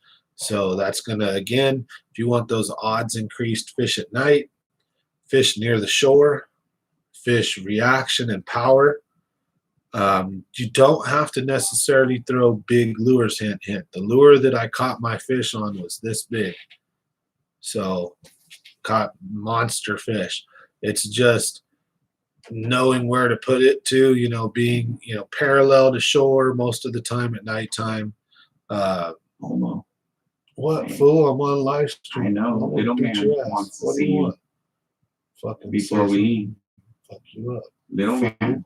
I don't care. No, You say some shit like that to me, I'll come out there and show you, older brother, fool. no. I said I don't no. care. You don't talk to me like that. I'll beat your ass What on did I live stream. say? You know what the hell you said, you little What? smiling jackass. Bring him in here then. Oh, I lay it down. I'm the Mr. older Eagle brother. Ears. I didn't think you would I hear heard that. what you said, fool. You better watch what you said. How's it going, buddy? You want to say hi to everybody? Say hi to the internet. The camera's right here. Hi. Right here. I'm the one that said, what the hell? Hey, Why hey. don't you have a Hey. scale? Dude, right here. Right here. See? You're not a cat. Hi, You're a little boy. What's your name? I'm Noah. Noah? Am I your uncle? Yeah, Uncle Sam? yeah. Did Uncle Sam let you drive his boat Yes, I did. Let him drive the boat. and steer it? Did you like driving the boat? Yeah, I'll drive it on. You want to come again? Yeah, Are you going to fish? yeah, You going to catch a big one? yeah. That's right. Give me 5. Now down low. Yeah. All right, let's go get some gas in your truck now. Yeah. All right, get out of here. All right, Love you. man. Yeah, love you too, bro. I was like, wait, what did I say? You know what you said, fool. He knows what he said. Monster. Anyways, hope you guys enjoyed the show. Smash that like button. Thanks for watching. I had to have the family come in real quick. They always photobomb or jump in sometimes. I don't mind too bad. But when he says something he tries to say to his older brother, I'll get up and pop him one real fast. That's the older brother, younger brother dynamics there that don't never go away. And then my other brother, if he pisses me off that bad and he sees me get up, he'll tell me, I'm going to call the cops. I'm like, oh, like, yeah, he will too. Like, you mother. Like, all right, I can't pop you, but I'll hit the other one. Not really. We don't really fight too bad. But you know how brothers can be. We don't really come to blows, but have in the past, like rarely, but not really. We got a good, strong bond. I guess our mom and dad raised us with a lot of love. So even though we shite talk, we're, but I'll still put him in place as the older brother, though. I ain't gonna let him talk to me like, no way. So, anyways, where were we at fishing? Yeah, we were. Congratulations, Don Pedro. Heck yeah, it's an awesome lake. I was stoked to catch the big fish there. I'm excited to go back. I'm going back tomorrow night, so I'm going to be dinklaging around. I'll probably be checking out like Rogers Creek area. I'll probably also go check out, maybe up north towards Woods and Moccasin. I might get into Big Creek 49er Bay. We'll see. I got to rule out a lot of water, so I got a big tournament coming, and I can't just have one spot. So got to definitely open up my horizons and my stuff. I'm gonna also try some different fishing tactics and see if I can catch some fish with some different techniques. So I'm going to change up with some things a little bit and keep them the same at the same time, if that makes sense. We're going to be throwing things like the jig, jerk bait, square bill, deep diving, medium diving cranks, spinner baits, top water, stuff like that. And we'll see if we can get them. And then if I need to fish the bottom, that's where the jig is really going to be the only thing I'm going to throw, hands down. It'll just be switching between a 3/8 and a 1/2 ounce. Whether I want a light one or a heavy one, or whether I snap off or not, and then I retie, and then I reach in the bag. Did I grab a 3/8 or did I grab a 1/2 ounce? Who cares? Whatever. Pretty much is it. I don't put that much depth into my thinking unless like it's a real tough situation, or in the daytime when you can see and okay, well maybe I need a slower floating one. You can put a bigger trailer on. You can go to a lighter weight, yada yada, blah blah blah. So, but usually at nighttime, it's just, are they bottom? Are they suspended? Are they reactionary and moving? Are they feeding? What's going on, and just try to put two and two together. And, you'll be out there tomorrow night. I'll be there, brother. So you'll see me in my Nitro.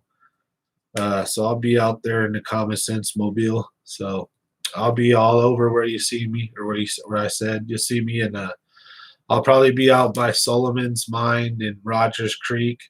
I'll probably be 49er Bay, Big Creek area. I might go check the graveyard out.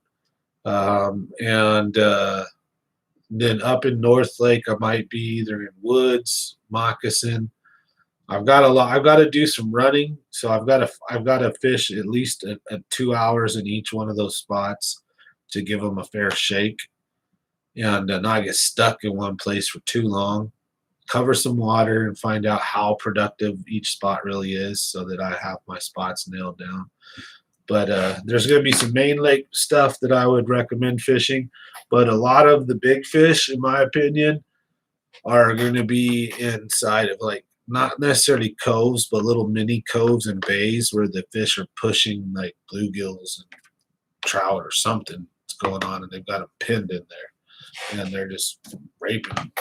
So the big fish, the smaller fish, they're scattered, all over the place against shore, doing their stupid thing. Those 1 and 2 pound males, fry garters, fry eaters. The big mamas are out chasing something aggressive and big. I could tell you that for a fact. I know, because I caught one last night. So I'm stoked.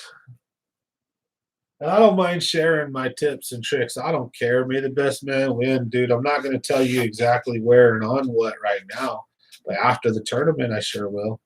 I'm going to tournament fish. I'm going to try to win a few plaques and checks this year for sure. I'm looking at getting back in the game a little bit.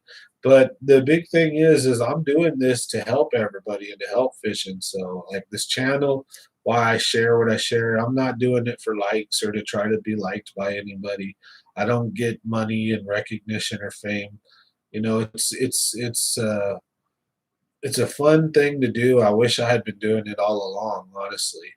And it's cool too to be able to get to have these live streams, chat with you guys, and talk about all kinds of cool different stuff, and then at the same time produce fishing videos. So it's those are fireworks. I live out in Winton, so sometimes they're gunshots. You can hear straight battles going down out here sometimes, where you're hearing one side dump, then a few seconds later you hear the other side dump, like kind of a shifted sound, like it's not same area but clearly not the same spot, and then return fire.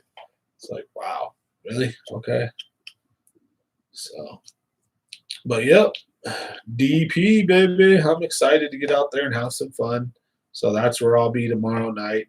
Bring that to you guys. And then I might, during the weekdays, try to sneak out somewhere and fish during one of these days here in between my work days, and get like a Delta video in for you guys. If not, the week after next for sure. I'm going to be having a Delta video coming on. So night fishing, I don't know what's going to happen with those. So you might have a couple tips and tricks and breakdown videos from me. Because I don't know what kind of footage is going to be usable from the tournament, from night fishing. So, like the river rat, I got a river rat tournament I haven't even released yet because it's kind of lame. Like, there's just the blast off, then like a couple dinks in the daytime, and then one decent one, and it's like hard to see. It's all nighttime, and it sucks. So I don't really want to put out crappy content for you guys. I don't. It's not that I don't really. I'm trying not to. I don't want to at all. I want to try to make sure I put out good stuff. So, we'll make sure we have some good stuff. They're going off out there. So we're gonna make sure we have some good stuff for you guys. Which trails do you compete in? I fish in like the Future Pro Tour sometimes. I'll fish in like the River Rat. I fish in so you got River Rat, SenCal Elite, the Future Pro Tour, and stuff like that. I haven't really got into like the BBT or any of that other stuff yet. I might. So I'm down to fish almost any club event. It's just it really has to be the right day for me, the right setup. I think next year I'm going to pick a trail and fish the whole thing so I can go for Angler of the Year. I can go for the Classic. We're going to shoot for the whole 9 yards. I'm going to pick a trail and we'll run with it, and we'll do all the events. We'll record them. We'll take you guys along. That's going to happen next year. I also wanted things to be more back to normal because I went to a couple events this year and they were real cruddy. I wasn't impressed with them at all. There weren't any giveaways. There weren't any sponsors. There was nothing fun. It was just like, and it was usually events that are right, like have food and vendors or have stuff, and it's like they draw 100 boat plus, and just things have just not really fully returned back. So I mean, they're starting to get that way. They're getting much better.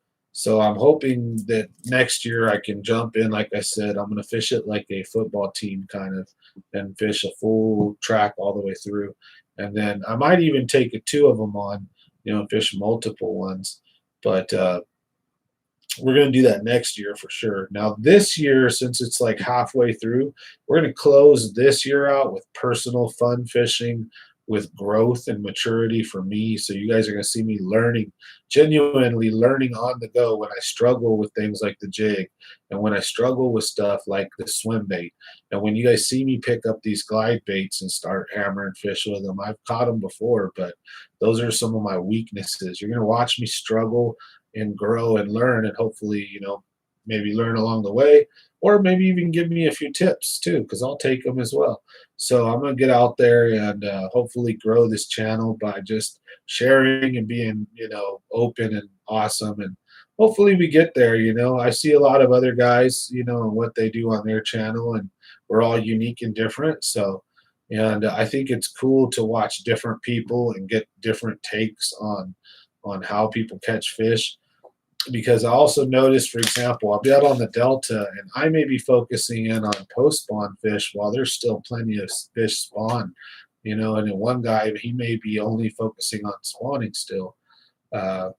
Because at the Delta, sometimes they'll start spawning in March, but it's usually like a late April or even May and June spawn. So May and April are the two heavy months. I'd say late April. Mid to late April, and April is when you want to be out on the Delta fishing. But each year is different depending on the waters, all that stuff. But the Delta is usually more consistent, and some of these lakes can get really crazy where for 4 years they can be flood level, and then 5-6 years they can be drought level. And so it's pretty crazy. Maloney still can't have tournaments. Good luck on your next one, wherever it is. Thanks for answering my questions. No problem. Thanks for being part of the channel. Always glad to answer questions. Always glad to chat and talk. So we have a good time here. Support everybody. I like supporting the love of fishing, and watching other people enjoy fishing and catching fish as well. So now I am going to try to win some tournaments here. But I'm also going to be pretty open about what I'm doing. You guys just may get some delayed videos in that sense. Then if I'm fishing a tournament, I may not be kicking out what's working until after I fish that tournament. But at the same time, I may also be giving the info away. Who cares? Some guys might think it's doc talk. Some guys might think it's written in stone gold and listen to it. And then come tournament, though, if you're doing what someone told you to do and not what you feel you should be doing, that's going to go bad a lot of the times. Because, just because yesterday you stroked them on top water doesn't mean today you are, and vice versa. So you got to always be prepared to have your mind open, read the moment, fish the moment, look at your surroundings, and try to just put in the general data.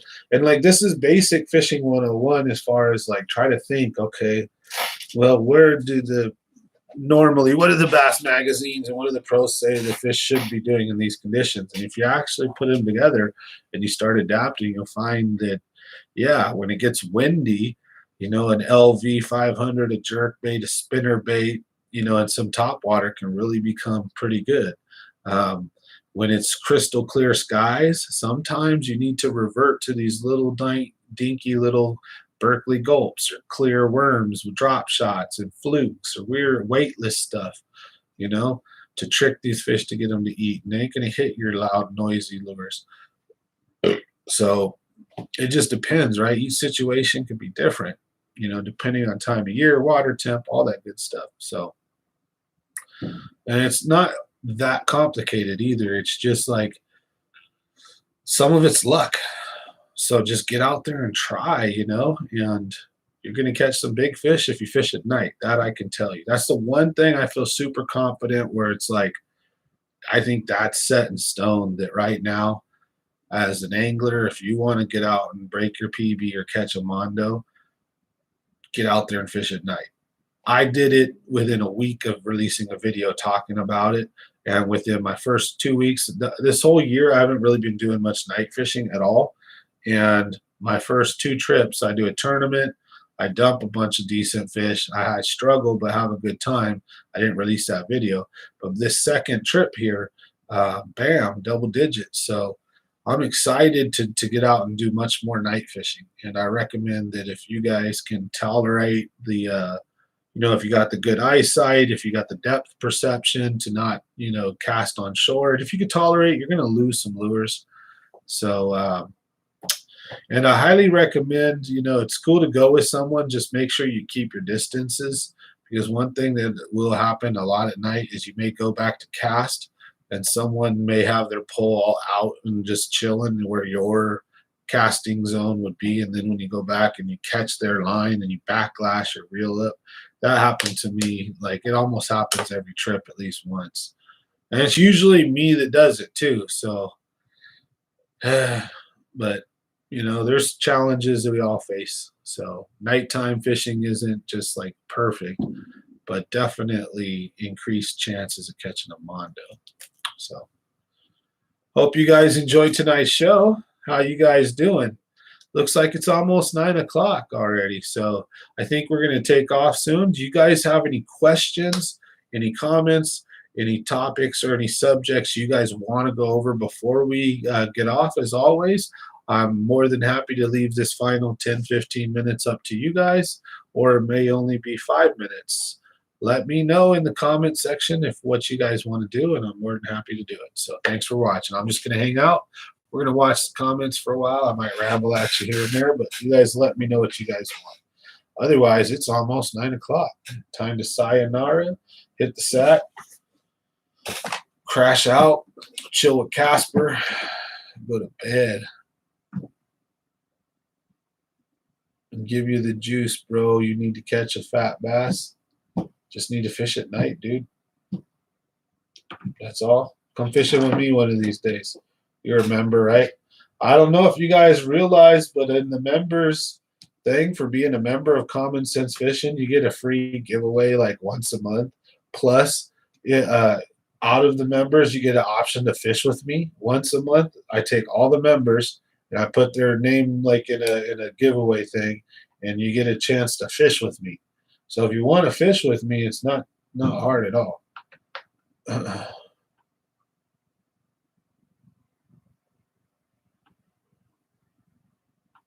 Oh yeah, are you out of area, brother, or are you in California?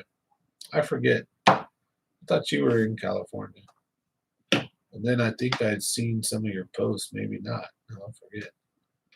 I know we got Southern California, Danny's Kitchen. I know we got, I know Hell If I Know is in Merced area like me. So, but yeah, let me know.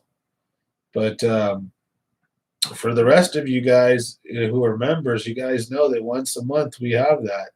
Oh, Maryland, right? Yeah. That's pretty far. You're on the other side of the country. Yeah, you are. Dang it. I have to go. You know what though? I'm looking into moving. I might be taking off to like Tennessee or West Virginia or some crazy place. I gotta find somewhere that's good for fishing though. And I don't know if I'm gonna leave. I'm not a big believer in running from my problems, but I'm also you know, a believer in trying to take advantage of a good situation for yourself. You know, if you're not hurting other people. You know, with the housing market where it's at, I don't know. My house is worth way too much. It's not should not be worth what it's worth right now. But the problem is if you sell it and things don't go back down and there is not a return, if we're stuck in inflation mode, or if the housing market crashes, or I mean not crashes but gets worse. Because right now homes are selling for like double and triple their asking price if it's outside of California and all that. Yep. Yeah, RC. You and RC should link up one of these times, huh? But I do definitely plan on traveling a bit, and I'll tell you for sure when I do, I'll let you guys know because I have traveled. I've been to New York, I've been to Florida, New Mexico, Texas. I've been through like 23 of the states. So if I'm going to travel, I'll let you guys know. I'll be more than happy to link up with one of the viewers and go shoot a video in another state. That'd be pretty awesome. Go bass fish in like West Virginia or go bass fish in Maryland or go hit the ocean. So that'd be pretty wicked. For sure.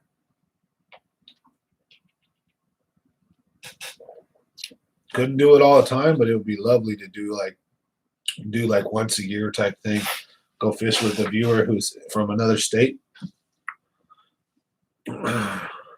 Central Park. Oh, I thought about it. I for sure thought about it. When I was in Central Park, I was asking if there was fish there. I think I seen people fishing. I was in New York for like almost a week and I wanted to buy a fishing pole and fish hella bad and get a license. But I was there with my family and I didn't want to take a single moment of our time in New York, which was special together, to turn around and bass fish while I was in New York, you know. And you saw a guy catch a 5-pound bass in Central Park. I believe it. I believe it. It looked like it had bass, if I remember correctly. I think I seen people fishing too, and I seen fish moving around. And you know, it was cool. I definitely was like, oh, I fished that. I'm like, what the hell? For sure. I did one of those little tours through Central Park where you get like a horse ride carriage thing, you know, whatever. Um, yeah, New York was a blast when I was there. It was a cool place to be, and it was very safe. Right now, I wouldn't want to go there yet. So you got to get their shit together before I go back over there for damn sure. Like the big cities, you got to stay away from right now. It's too crazy. Like the Portland, Seattle, San Francisco, Oakland, New York, LA. It's not that you gotta stay away. It's just there's a lot of craziness happening. You know what I mean? It's getting like, out of control, and it's boiling over. I think in the regular life is starting to. You're starting to hear much more incidents of like road rage and people shooting each other and stuff. Just taking their distrust and anger out on each other in those bigger cities, all locked and confined in such close quarters. Anyways. I would love to go to Central Park and whack a big bass, so that would be freaking awesome. I thought about it, but I got to when I was in Florida, so that was pretty cool. Any other topics, subjects, or questions, folks? It is 9 o'clock. We've almost gone 2 hours, but I was a little late. So if you look at the counter up there, I've got 7 more minutes for us to hit the 2-hour mark. So if you guys want to chat for a little bit, let me know. Otherwise, speak now, forever hold your peace, and we'll see you guys on the next one. So let me know, and we'll chat it up a bit more. Otherwise, I'm going to take off.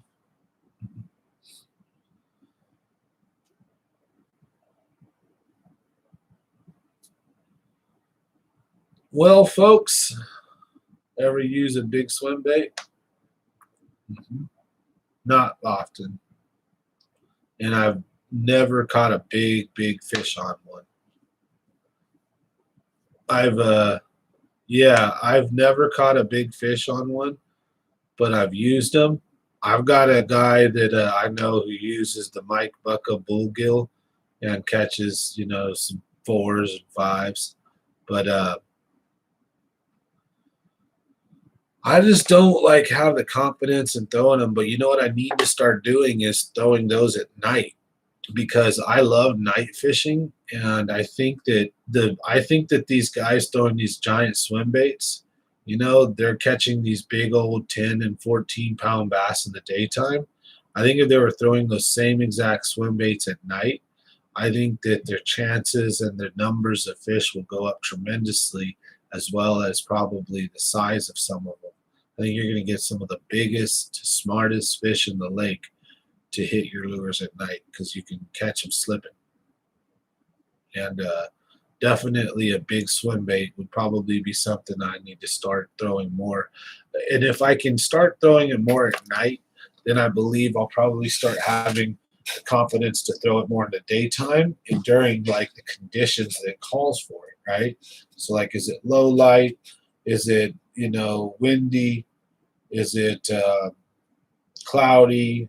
What kind of conditions do I have where I may be able to set this thing up along a point and smack a fish at maybe 10 o'clock in the afternoon, so I don't know. I got to throw it more. Jackhammer versus Thunder Cricket versus Stealth Blade versus original. Which one would you use? Probably either the original Chatter or the Thunder Cricket. I am not a big chatterbait fan, only that when you use a chatterbait, I have 2 other lures that I prefer to use over the chatterbait. So I have 3 other lures I prefer to use over the chatterbait, and we'll explain them. So the most common lure I think that the chatterbait can closely resemble and works like is a square bill. The chatterbait has an up and down movement, but the vibration is about the same as a square bill side-to-side movement. And the amount of water displaced, I think, is similar. The feeling in the tip is similar. So I would equate a chatterbait being reeled at a steady pace, like swam. I would equate that to a square bill. And I like the fact that a square bill has trebles. So a fish comes up and hits my chatterbait and then comes away, and just pops and gets it. If they do that to a square bill, they're done. I got them. They do it to a chatterbait, might not be hooked. So then the other thing is, if I'm going to use the chatterbait deeper and slower, I'll just use a spinnerbait. And last but not least, the one way I do like to use a chatterbait, in which I think it may outperform, is when I use it like a jig. And I'll rather use a jig in most cases. Where I do actually like to use a chatterbait, you guys want to know, is probably in the instances when you're not supposed to use them. I like to use a chatterbait in the coldest months of the winter, when I know the fish are between 50 and 70 feet deep. And I like to use white chatterbaits with little swim baits or Berkeley gulps or certain types of little trailers. And I toss them out there and I let them flutter and sink all the way down to 60 feet deep. And I work them like a jig or like an LV 500. And I just slightly lift and the chatterbait and then falls down. And that's how I like using a chatterbait. Otherwise, they're not my lure of choice, to be honest. But if that's why I would answer probably the original or Thunder Cricket, because I don't care. It could be a cheap one. I don't care about the jackhammer because I don't use them very much. And that's, again, an honest answer. It's not downing chatterbaits in any way. It's just my thinking and my lures. See, I've got a repertoire of lures that I'm pretty good at and I know how to use very well. And so if there's a new lure or a different lure, and one of my already known tactics can mimic or do exactly what that lure does, then I'm probably going to use my more confident lure, if that makes sense. But with that being said, there are times when I think the chatterbait should be used over most lures or other lures, but I suck at it. So I don't use it that much. I hope that answers your question. Sorry about the long-winded rant. We all have our different favorite lures, so don't let my lack of, or for lack of better words, don't let my lack of experience with the chatterbait turn you off, because I know my buddy Jeremy catches monsters with the chatterbait, and I know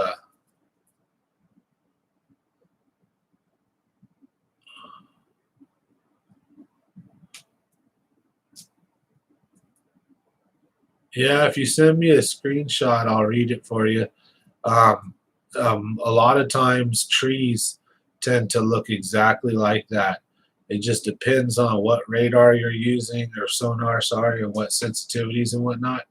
If it's a down scan, 2D, sorry, not 2D, if it's like a 3D down scan or down scan, you'll be able to tell for sure. If it's a traditional, there may be some giveaways to tell whether it's a tree versus a school. So sometimes they will look kind of similar. So if you send that to me on Messenger, I'll let you know if it was a school or a tree. And then if it was a school, yeah, you want to yo-yo LVs and spoons and stuff like that through those schools. But if you drop a LV 500, which is a $15 to $20 lure, into a tree, that's going to suck. So I would always recommend, if you think you got a school, maybe drop a regular $3.99 rattle trap down into it first. And if you get a fish, take that off and put your LV 500 on, or at least take 2 pulls out. Sometimes, I'll tell you right now, sometimes the cheap lures way outperform the more expensive ones. And here's like an example. There's a rattle trap, is the original, right? It's the original rip bait, the rattle trap, cotton cordell rattle trap, right? The Rat L trap. And the LV 500 is a newer, made in Japan, Lucky Craft or Lucky Strike, whatever. Sorry, not Lucky Strike, but it's one of the newer lures, but it's still based off of the original rattle trap. And the LV 500 is heavier, denser, and smaller, while the rattle trap is bigger, usually lighter, and not as condensed. And so the rattle trap falls slower and at a different rate than the LV 500. And also the LV 500 rattles are slightly different. I think 9 out of 10 times the LV 500, or maybe not that many, but a lot of the times the LV 500 outperforms. But there are times when the bass really want that slower fall, like a spoon. But the rattles in a rattle trap even help more, because a spoon doesn't rattle. While a rattle trap can still have the same flash as a spoon, you get a big silver rattle trap, and it has all those rattles in it. So sometimes you want that real slow fall, sometimes you want the real fast one. So I'll check my IG and I'll let you know for sure.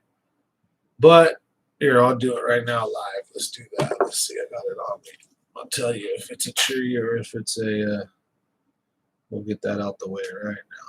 Now I'm going to crash out. We're going to take off. But see, guys, I'm pretty interactive. You guys can send me messages. I'll answer them. And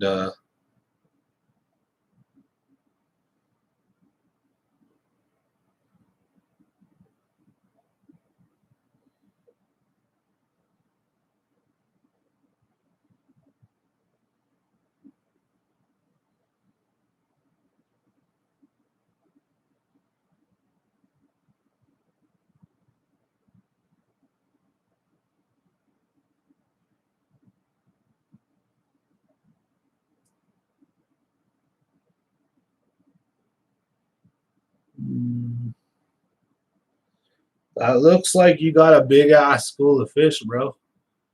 Like, I see what your fish finder's doing is it's labeling them as fish, but a lot of times it'll label trees and stuff as fish.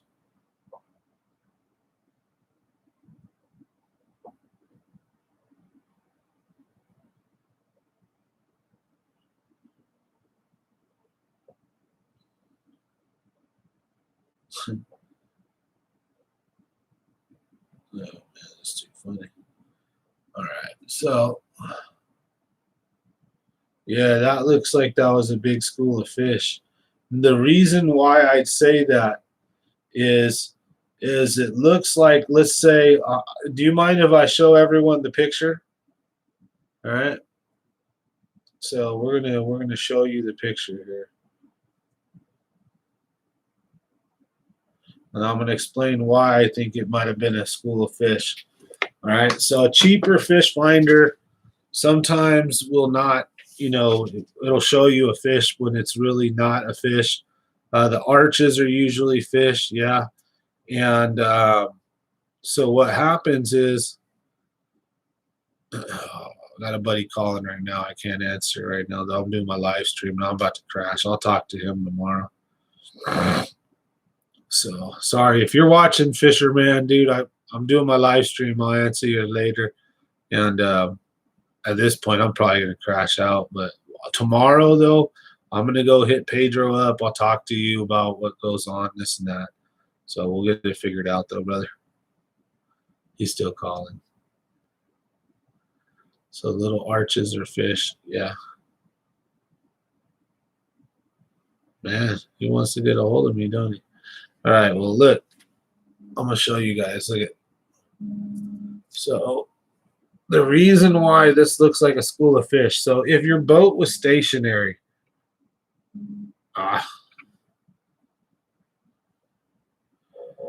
so, dang it. It's hard to show, but look, if your boat was stationary, and what's going to happen is the graph is going to read the same thing over and over and over again. So it would look like this hump and then that hump repeated. But do you see how the hump is there and then it seems to come up here and then go down here and then change? Now, if you're moving, right? So if you're moving and you're seeing that, you could be seeing the bunch of the tops of different trees, right?